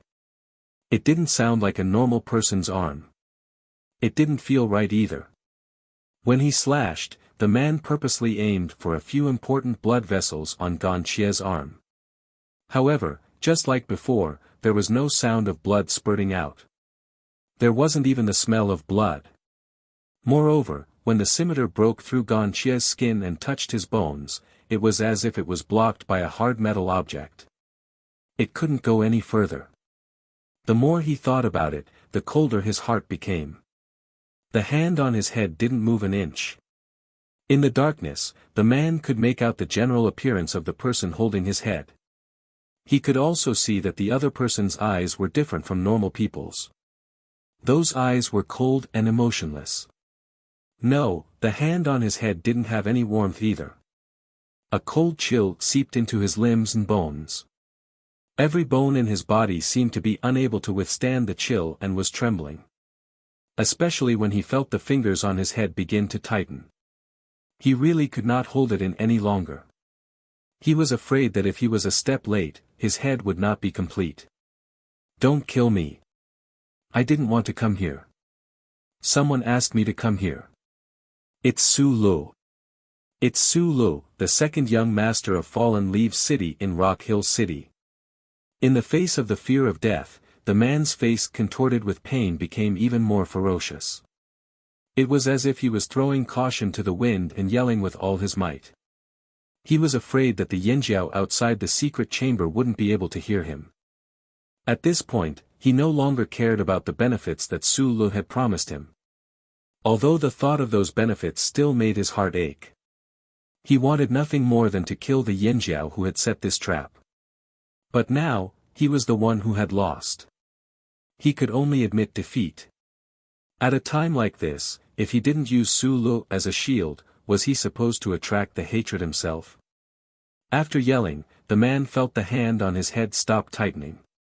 He relaxed and thought to himself, sure enough, it's more useful to use someone else as a shield. Perhaps he should have said more. That way, he could have negotiated with the Yanjiao to save his life. As for the Yanjiao and Su Lu, let them fight it out. It would be best if both sides suffered great losses. The man lowered his head slightly and panted heavily. Every time he breathed, he felt immense pain in his body. His eyes flashed with ruthlessness as he looked at the stone door from the corner of his eyes. But in the next moment, the man, who had just heaved a sigh of relief, felt his body freeze again. Someone spoke, but the voice didn't come from outside the door. It came from above him. "Who are you? And who is Su Lu?" The voice was a little strange. Some of the words used were also strange. But this didn't stop him from understanding the other party. He raised his head in shock. The hand on his head was still pressing down, so he could only raise it slightly. He tried his best to look up and meet the other party's eyes. "WH. What?" The man, whose head was pressed down, trembled as he spoke. "Who are you? And who is Su Lu?"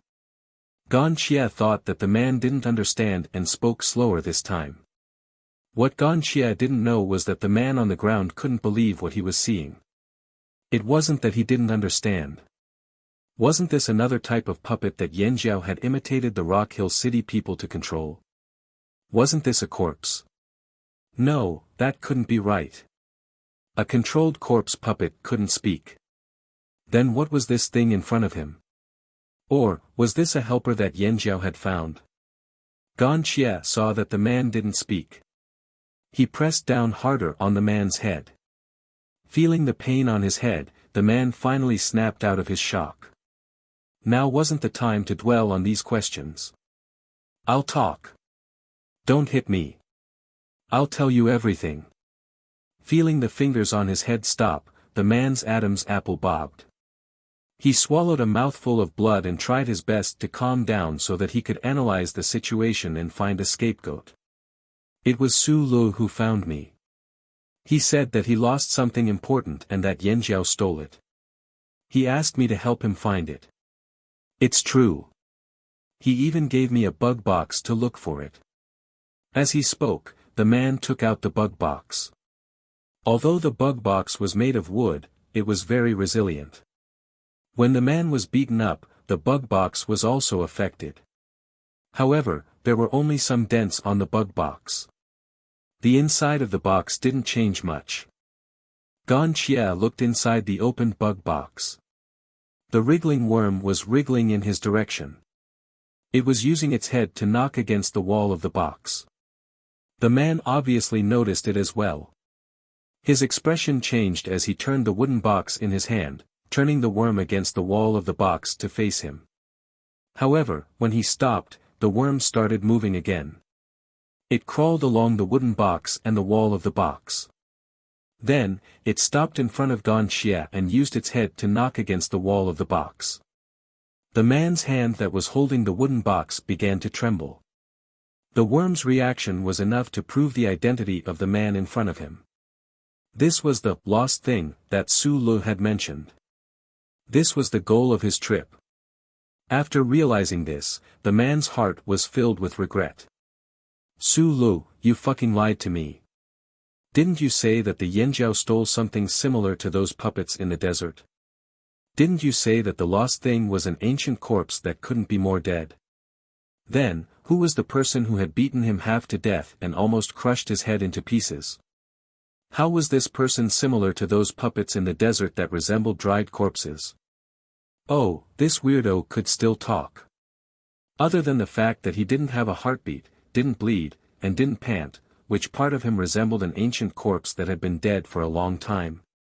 Or did he come to life? I don't fucking believe it.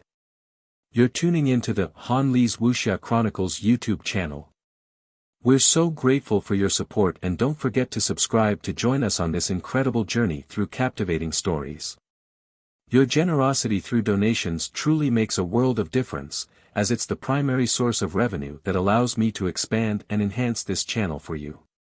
Thank you from the bottom of my heart for being a part of this adventure.